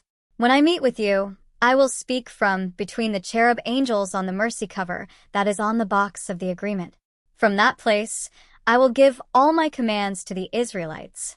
The table. Make a table from acacia wood. The table must be 2 cubits long, 1 cubit wide, and 1.5 cubits high. Cover the table with pure gold and put gold trim around it. Then make a frame 1 handbreadth wide around the table, and put gold trim on the frame. Then make 4 gold rings and put them on the 4 corners of the table, where the 4 legs are. Put the rings close to the frame around the top of the table. These rings will hold the poles used to carry the table. Use acacia wood to make the poles and cover them with gold. The poles are for carrying the table. Make the plates, the spoons, the pitchers, and the bowls from pure gold. The pitchers and bowls will be used for pouring the drink offerings. Put the special bread before me on the table. It must always be there in front of me. The lampstand. Then you must make a lampstand. Use pure gold and hammer it to make the base and the shaft. Make flowers, buds, and petals from pure gold.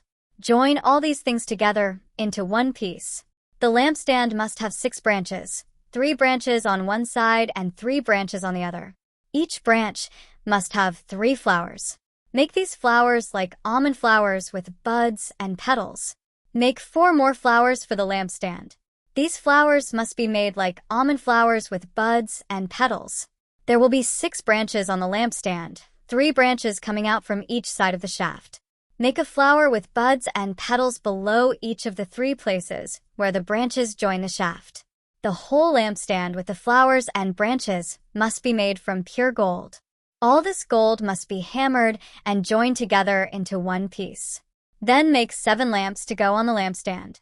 These lamps will give light to the area in front of the lampstand.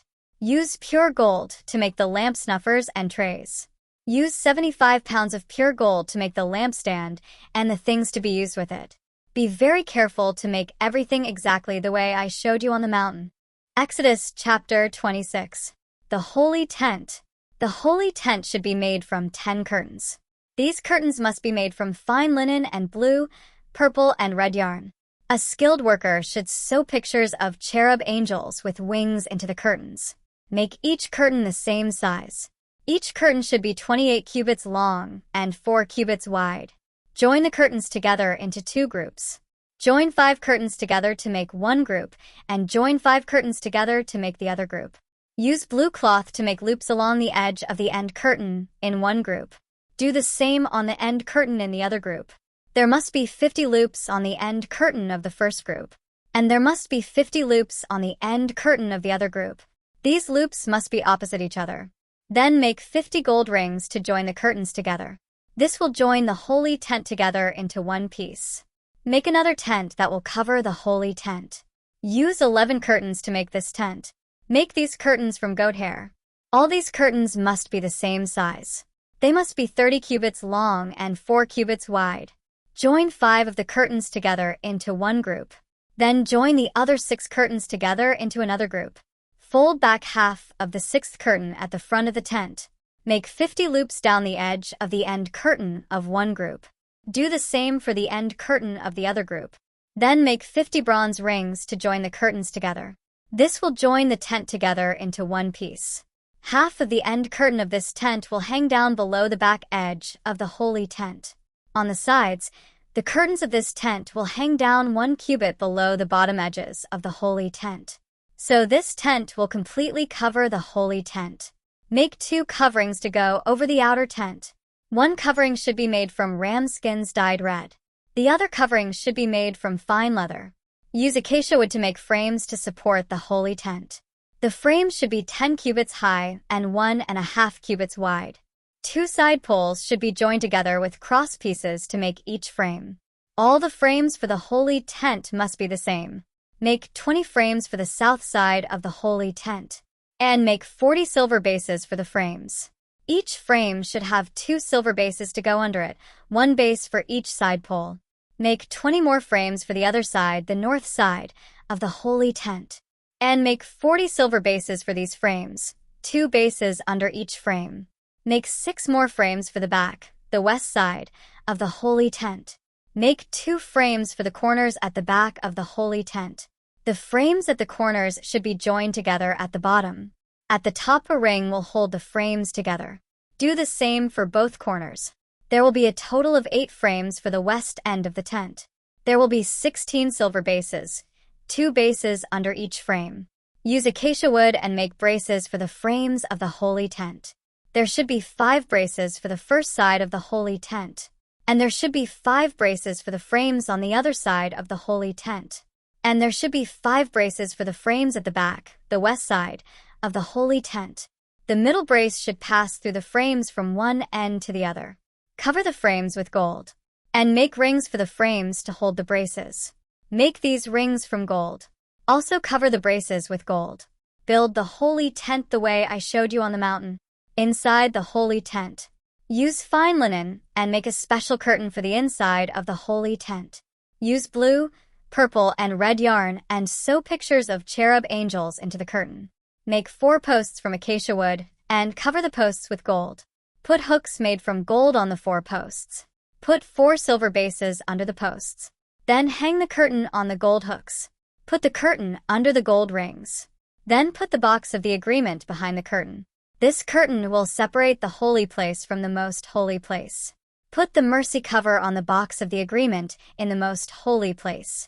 Put the special table you made outside of the curtain. The table should be on the north side of the holy tent. Then put the lampstand on the south side, across from the table, the door of the holy tent. Then make a curtain to cover the entrance to the holy tent. Use blue, purple, and red yarn and fine linen to make this curtain. Weave pictures into it. Make gold hooks for this curtain. Make 5 posts using acacia wood cover with gold, and make 5 bronze bases for the 5 posts. Exodus chapter 27. The altar for burning offerings. Use acacia wood and build an altar. The altar should be square. It must be 5 cubits long, 5 cubits wide, and 3 cubits high. Make a horn for each of the 4 corners of the altar. Join each horn to its corner so that everything is one piece. Then cover the altar with bronze. Use bronze to make all the tools and dishes that will be used on the altar. Make pots, shovels, bowls, forks, and pans. These will be used for cleaning ashes from the altar. Make a grating for the altar. This grating will be shaped like a net. And make a bronze ring at each of the 4 corners of the grating. Put the grating under the ledge at the bottom of the altar. The grating will go halfway up into the altar from below. Use acacia wood to make poles for the altar and cover them with bronze. Put the poles through the rings on both sides of the altar. Use these poles for carrying the altar. Make the altar like an empty box with the sides made from boards. Make the altar just as I showed you on the mountain. The courtyard around the holy tent. Make a courtyard for the holy tent. The south side should have a wall of curtains 100 cubits long. These curtains must be made from fine linen. Use 20 posts and 20 bronze bases under the posts. The hooks for the posts and the curtain rods should be made from silver. The north side must also have a wall of curtains 100 cubits long. It must have 20 posts and 20 bronze bases. The hooks for the posts and the curtain rods must be made from silver. On the west side of the courtyard there must be a wall of curtains 50 cubits long. There must be 10 posts and 10 bases. The east side of the courtyard must also be 50 cubits long. Here at the entrance to the courtyard, one side must have curtains 15 cubits long. There must be 3 posts and 3 bases on this side. The other side of the entrance must also have curtains 15 cubits long. There must be 3 posts and 3 bases on that side.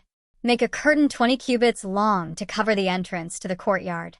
Make that curtain from fine linen and blue, purple, and red yarn. Weave designs into that curtain. There must be 4 posts and 4 bases for that curtain. All the posts around the courtyard must be joined with silver curtain rods. The hooks on the posts must be made from silver, and the bases for the posts must be bronze. The courtyard should be 100 cubits long and 50 cubits wide. The wall of curtains around the courtyard should be 5 cubits high. The curtains must be made from fine linen. The bases under the posts must be bronze. All the tools, tent pegs, and other things used in the holy tent must be made from bronze. And all the pegs for the curtains around the courtyard must be made from bronze. Oil for the lamp. Command the Israelites to bring their best olive oil for the lamp that must be lit each evening. This lamp is in the first room of the meeting tent, outside the curtain for the room where the agreement is. Aaron and his sons will make sure this lamp is burning before the Lord every day from evening until morning. The Israelites and their descendants must obey this law forever. Exodus chapter 28. Clothes for the priests. Tell your brother Aaron and his sons, Nadab, Abihu, Eleazar, and Ithamar, to come to you from the Israelites. These men will serve me as priests. Make special clothes for your brother Aaron. These clothes will give him honor and respect. I have given special wisdom to some of the skilled men. Tell them to make the clothes for Aaron. These clothes will show that he serves me in a special way. Then he can serve me as a priest. These are the clothes the men should make: the judgment pouch, the ephod, a blue robe, a white woven robe, a turban, and a cloth belt. They must make these special clothes for your brother Aaron and his sons. Then Aaron and his sons can serve me as priests. Tell the men to use gold thread, fine linen, and blue, purple, and red yarn. The ephod and the cloth belt. Use gold thread, fine linen, and blue, purple, and red yarn to make the ephod. This must be the work of a very skilled person. At each shoulder of the ephod, there should be a shoulder piece. These shoulder pieces should be tied to the 2 corners of the ephod. The men will very carefully weave a cloth belt for the ephod. This belt must be made the same way as the ephod. Use gold threads, fine linen, and blue, purple, and red yarn. Take 2 onyx stones. Write the names of the 12 sons of Israel on these jewels. Write 6 names on one jewel and 6 names on the other jewel. Write the names in order, from the oldest son to the youngest. Cut the names of the sons of Israel into these stones. Do this the way a worker makes a seal. Put the jewels in gold settings. Then put these 2 jewels on the shoulder pieces of the ephod. Aaron will wear this special coat when he stands before the Lord. And the 2 stones with the names of the sons of Israel will be on the ephod. These jewels will cause the Lord to remember the Israelites. Use fine gold to hold the stones on the ephod. Twist chains of pure gold together like a rope. Make 2 of these gold chains and fasten them to the gold settings. The judgment pouch. Make the judgment pouch for the high priest. Skilled workers should make this pouch just as they made the ephod.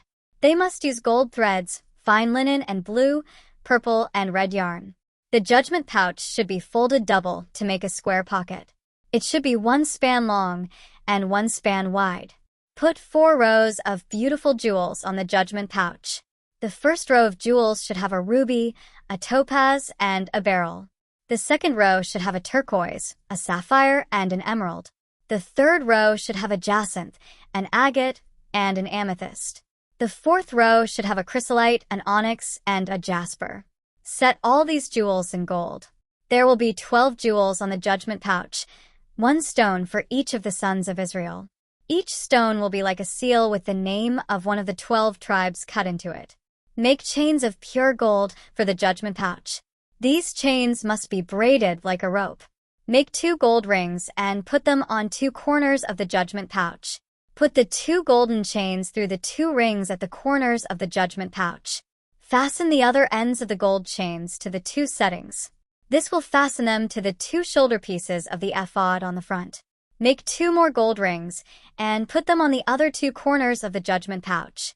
This will be on the inside edge of the judgment pouch next to the ephod. Make 2 more gold rings and put them on the bottom of the shoulder pieces on the front of the ephod. Put the gold rings above the cloth belt of the ephod.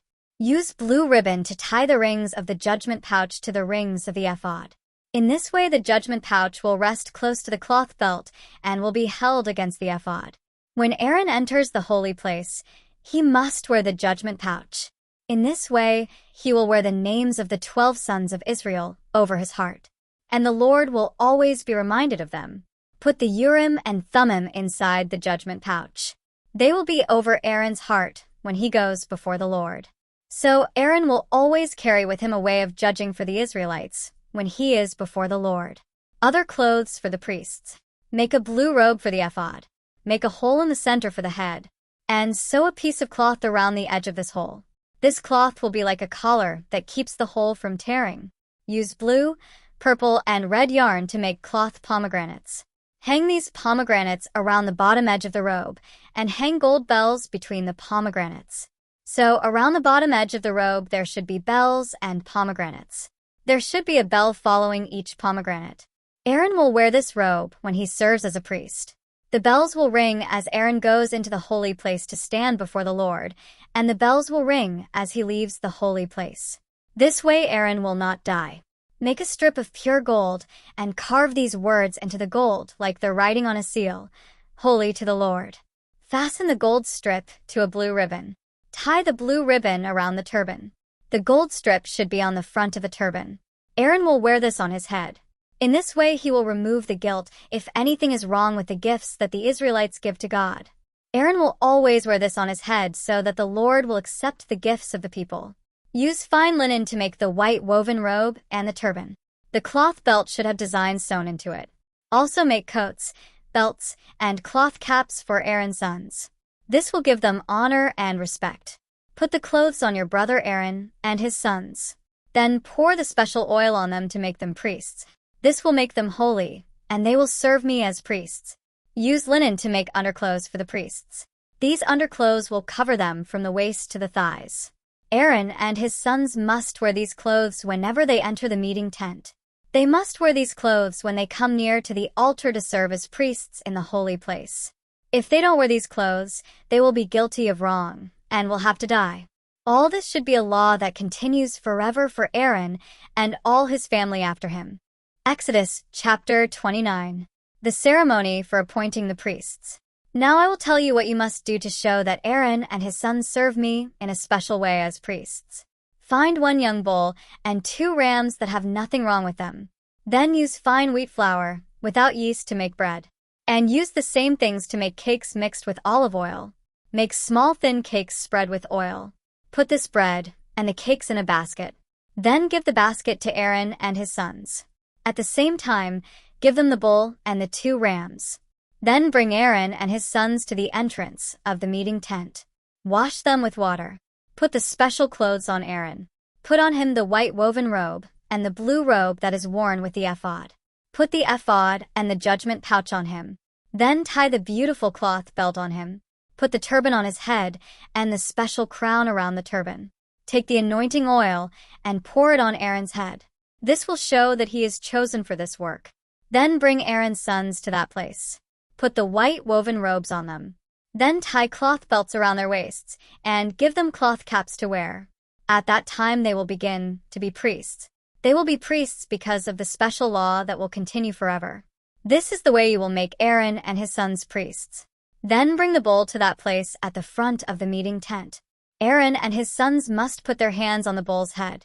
Then kill the bull there in the Lord's presence at the entrance to the meeting tent. Then take some of the bull's blood and go to the altar. Use your finger to put some blood on the horns of the altar. Pour out all the blood that is left at the bottom of the altar. Then take all the fat from inside the bull, the fatty part of the liver, both kidneys, and the fat around them. Burn this fat on the altar. Then take the bull's meat, his skin, and his other parts and go outside your camp and burn them. This bull is an offering to take away the sins of the priests. Then tell Aaron and his sons to put their hands on the head of one of the rams. Kill that ram and save the blood. Throw the blood against the altar on all 4 sides. Then cut the ram into several pieces. Wash all the parts from inside the ram and the legs. Put these things with the head and the other pieces of the ram. Then burn everything on the altar. It is a burnt offering to the Lord. It is a sweet-smelling gift to the Lord. Tell Aaron and his sons to put their hands on the other ram. Kill that ram and save some of its blood. Put that blood on the right earlobes of Aaron and his sons. Also put some of the blood on the thumbs of their right hands and on the big toes of their right feet. Then throw blood against all 4 sides of the altar. Then take some of the blood from the altar. Mix it with the special oil and sprinkle it on Aaron and his clothes. And sprinkle it on his sons and their clothes. This will show that Aaron and his sons serve me in a special way. And it will show that their clothes are used only at special times. Then take the fat from the ram. This is the ram that will be used in the ceremony to make Aaron the high priest. Take the fat from around the tail, and the fat that covers the organs inside the body. Then take the fat that covers the liver, both kidneys and the fat on them, and the right leg. Then take the basket of bread that you made, without yeast. This is the basket you put before the Lord. Take these things out of the basket: 1 loaf of bread, 1 cake made with oil, and 1 small thin cake. Give them to Aaron and his sons. Tell them to hold these things in their hands before the Lord. This will be a special offering to the Lord. Then take them from Aaron and his sons and put them on the altar with the ram. Then burn everything on the altar. It is a burnt offering to the Lord. It is a sweet-smelling gift to the Lord. Then take the breast from the ram. This is the ram that will be used in the ceremony to make Aaron the high priest. Hold the breast of the ram before the Lord as a special offering. Then take it back and keep it. This part of the animal will be for you. Take the breast and the leg of the ram that was used to make Aaron the high priest and make these parts holy. Then give these special parts to Aaron and his sons. The Israelites will always give Aaron and his sons these parts. These parts will always belong to the priests when the Israelites make an offering to the Lord. When they give these parts to the priest, it will be the same as giving them to the Lord. Save these special clothes that were made for Aaron and his descendants. They will wear these clothes when they are chosen to be priests. Aaron's son will become the next high priest after him. That son will wear these clothes 7 days when he comes to the meeting tent to serve in the holy place. Cook the meat from the ram that was used to make Aaron the high priest.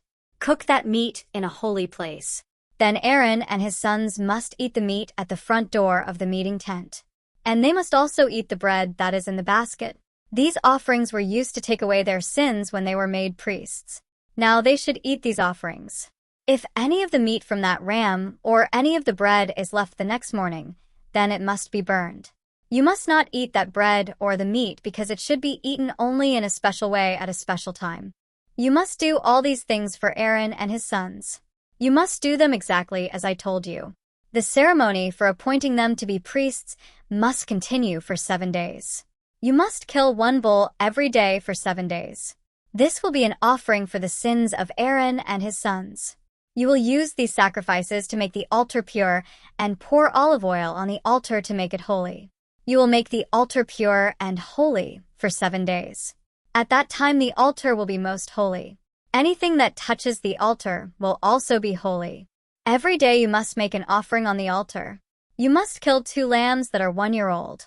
Offer 1 lamb in the morning and the other in the evening. When you kill the first lamb, also offer 8 cups of fine wheat flour. Mix that flour with 1 quart of the best oil. Also offer 1 quart of wine as an offering. When you kill the second lamb in the evening, also offer the 8 cups of fine flour mixed with 1 quart of the best oil, and offer 1 quart of wine. This is the same as you did in the morning. This will be a sweet-smelling gift to the Lord. When you burn this offering, he will smell it, and it will please him. You must burn these things as an offering to the Lord every day. Do this at the entrance of the meeting tent before the Lord. Continue to do this for all time. When you make the offering, I will meet you there and speak to you. I will meet with the Israelites at that place, and my glory will make that place holy. So I will make the meeting tent and the altar holy.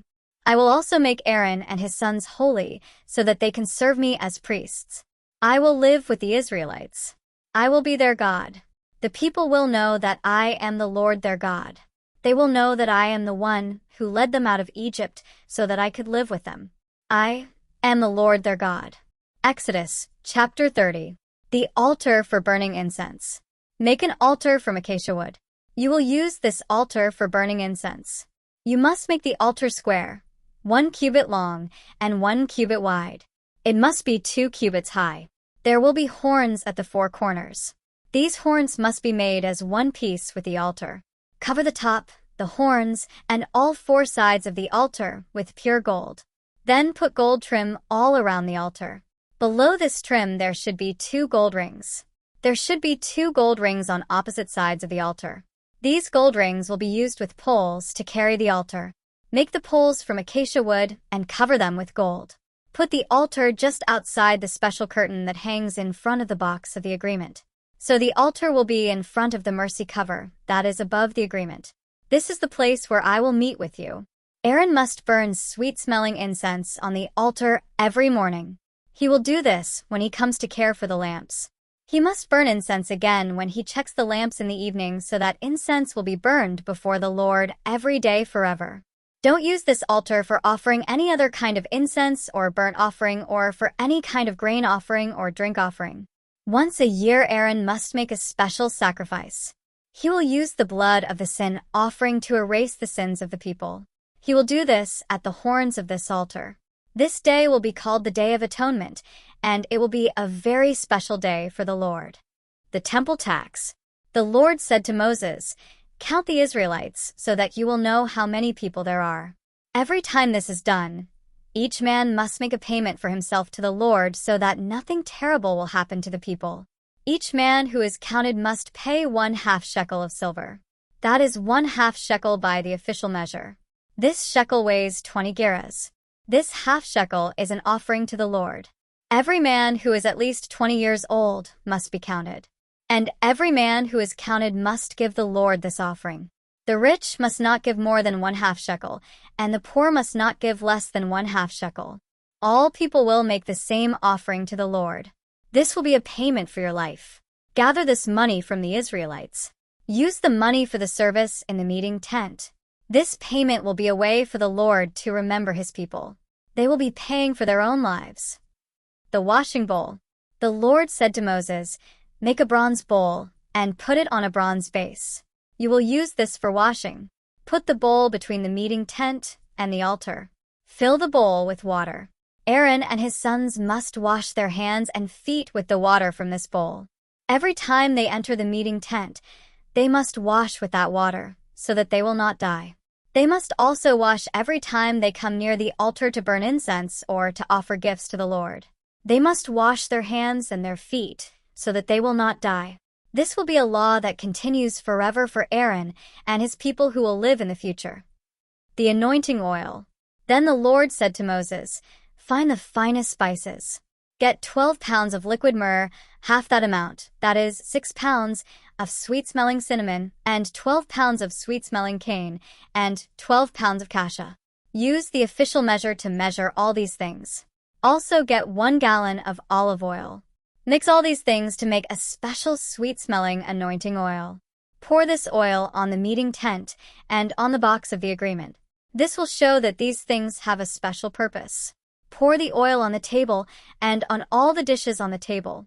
And pour this oil on the lamp and on all its tools. Pour the oil on the incense altar. Also, pour the oil on the altar for burning offerings to God. Pour this oil on everything on that altar. Pour this oil on the bowl and on the base under the bowl. You will make all these things holy. They will be very special to the Lord. Anything that touches these things will also become holy. Pour the oil on Aaron and his sons to show that they are separated from the rest of the people to serve as priests. Tell the Israelites that the anointing oil is holy. It must always be used only for me. This oil is holy, and you must treat it as something special. Don't use the same formula for making perfume, and don't let people use this oil like an ordinary perfume. Whoever makes a perfume like that and puts it on anyone except a priest must be separated from the people." The incense. Then the Lord said to Moses, "Get these sweet-smelling spices, resin, onycha, galbanum, and pure frankincense. Be sure that you have equal amounts of these spices. Mix the spices together to make a sweet-smelling incense. Do this the same as a perfume maker would do it. Also mix salt with this incense. This will make it pure and special. Grind some of the incense until it becomes a fine powder. Put the powder in front of the holy box that holds the agreement in the meeting tent. This is the place where I meet with you. You must use this incense powder only for its very special purpose. You must use it only in this special way for the Lord. You must also make it in a special way. Don't make any other incense in this way. There may be people who will want to make some of this incense for themselves so that they can enjoy the smell. But whoever does this must be separated from their people. Exodus chapter 31. Bezalel and Oholiab. Then the Lord said to Moses, I have chosen a man from the tribe of Judah to do some special work for me. His name is Bezalel, son of Uri, son of Hur. I have filled Bezalel with the Spirit of God. I have given him the skill and knowledge to do all kinds of things. He is a very good designer, and he can make things from gold, silver, and bronze. He can cut and set beautiful jewels, and he can work with wood. He can do all kinds of work. I have also chosen Oholiab to work with him. Oholiab is the son of Ahisamach from the tribe of Dan, and I have given skills to all the other workers so that they can make everything that I have commanded you. The meeting tent, the box of the agreement, the mercy cover that is on it, the table and everything on it, the pure gold lampstand and everything used with it, the altar for burning incense, the altar for burning offerings and the things used at the altar, the bowl and the base under it, the special clothes for Aaron the priest, the special clothes for Aaron's sons when they serve as priests, the sweet-smelling anointing oil, the sweet-smelling incense for the holy place. These workers must make everything the way that I have commanded you, the Sabbath. Then the Lord said to Moses, Tell the Israelites this. You must follow the rules about my special days of rest. You must do this because they will be a sign between you and me for all generations. This will show you that I, the Lord, have made you my special people. Make the Sabbath a special day. If someone treats the Sabbath like any other day, that person must be killed. Whoever works on the Sabbath day must be separated from their people. There are 6 other days in the week for working, but the 7th day is a very special day of rest. That is the special day to honor the Lord. Anyone who works during the Sabbath must be killed. The Israelites must remember the Sabbath and make it a special day. They must continue to do this forever. It is an agreement between them and me that will continue forever. The Sabbath will be a sign between me and the Israelites forever.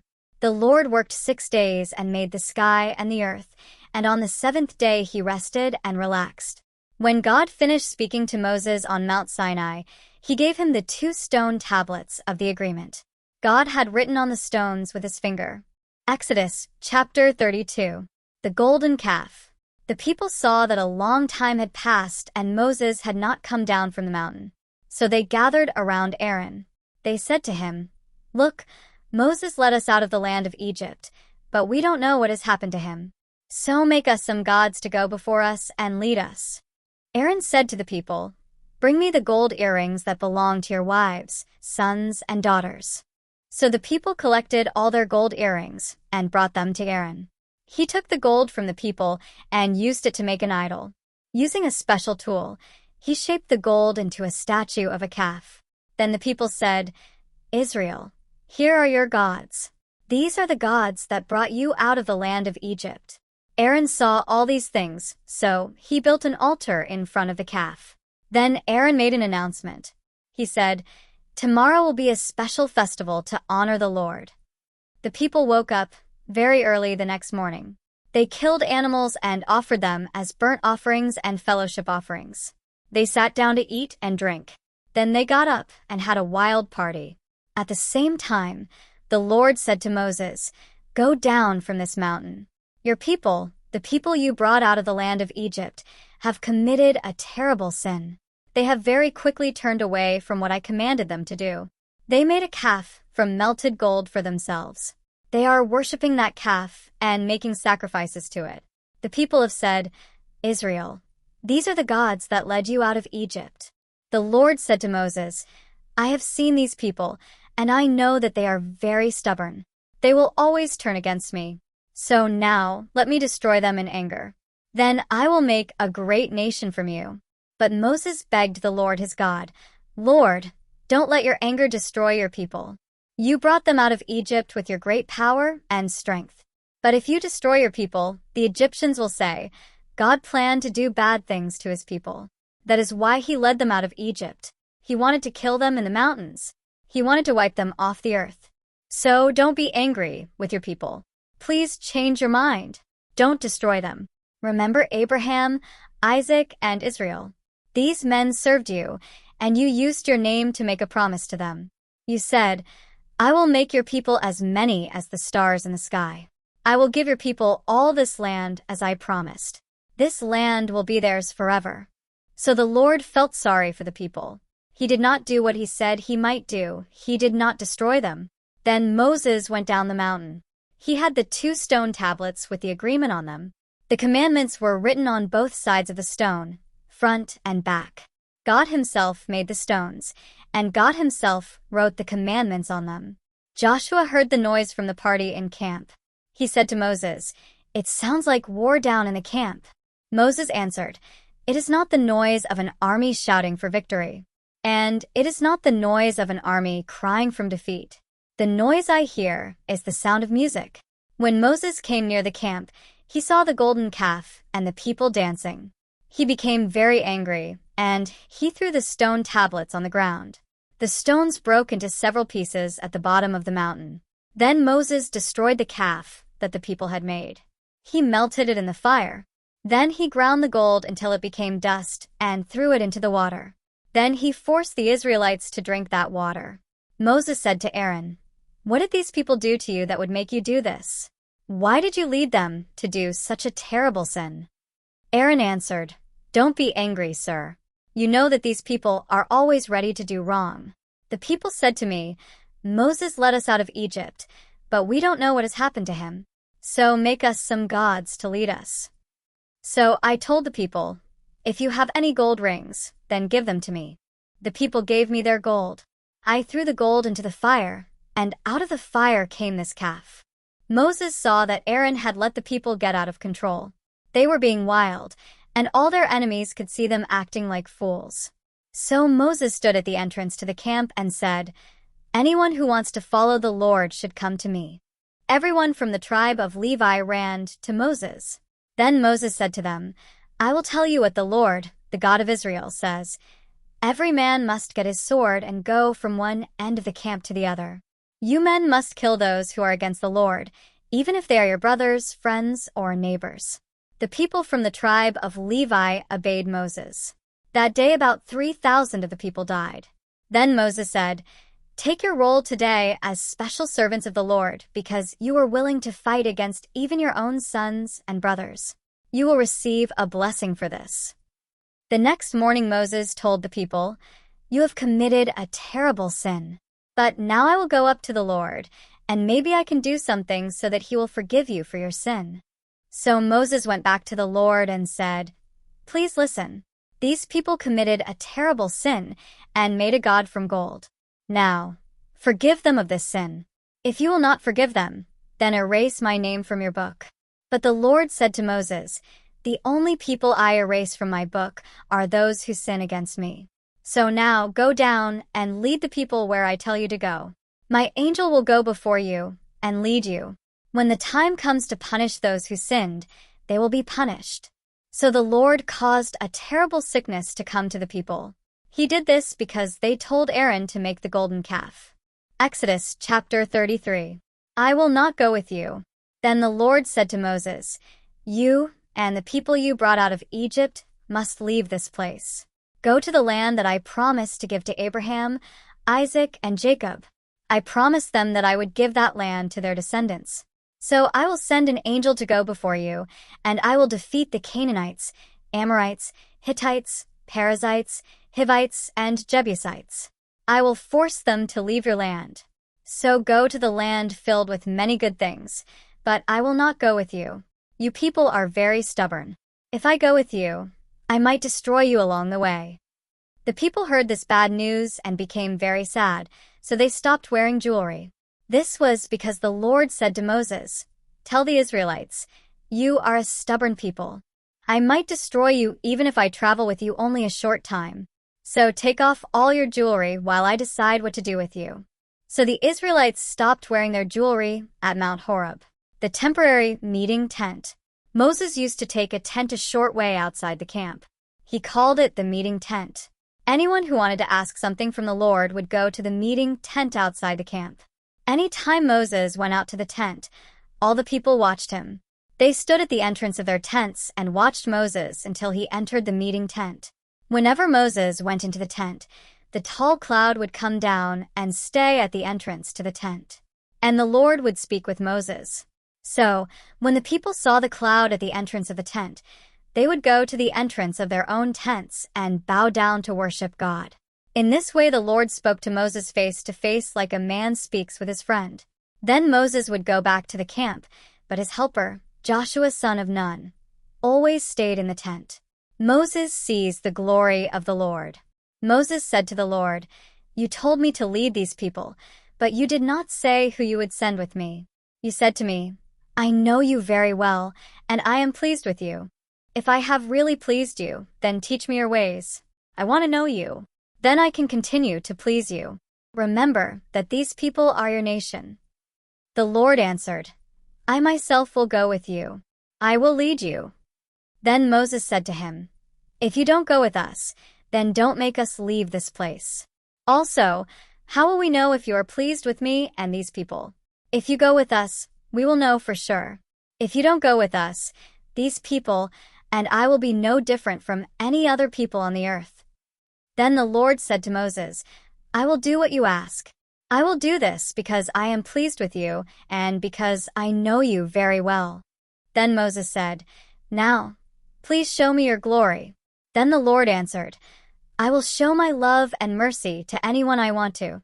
So I will cause my perfect goodness to pass by in front of you, and I will speak my name, Yahweh, so that you can hear it. But you cannot see my face. No one can see me and continue to live." Then the Lord said, "Here is a place for you to stand by me on this large rock. I will put you in a large crack in that rock. Then I will cover you with my hand, and my glory will pass by. Then I will take away my hand, and you will see my back, but you will not see my face." This is the end of the reading of Exodus chapter 1 to 33.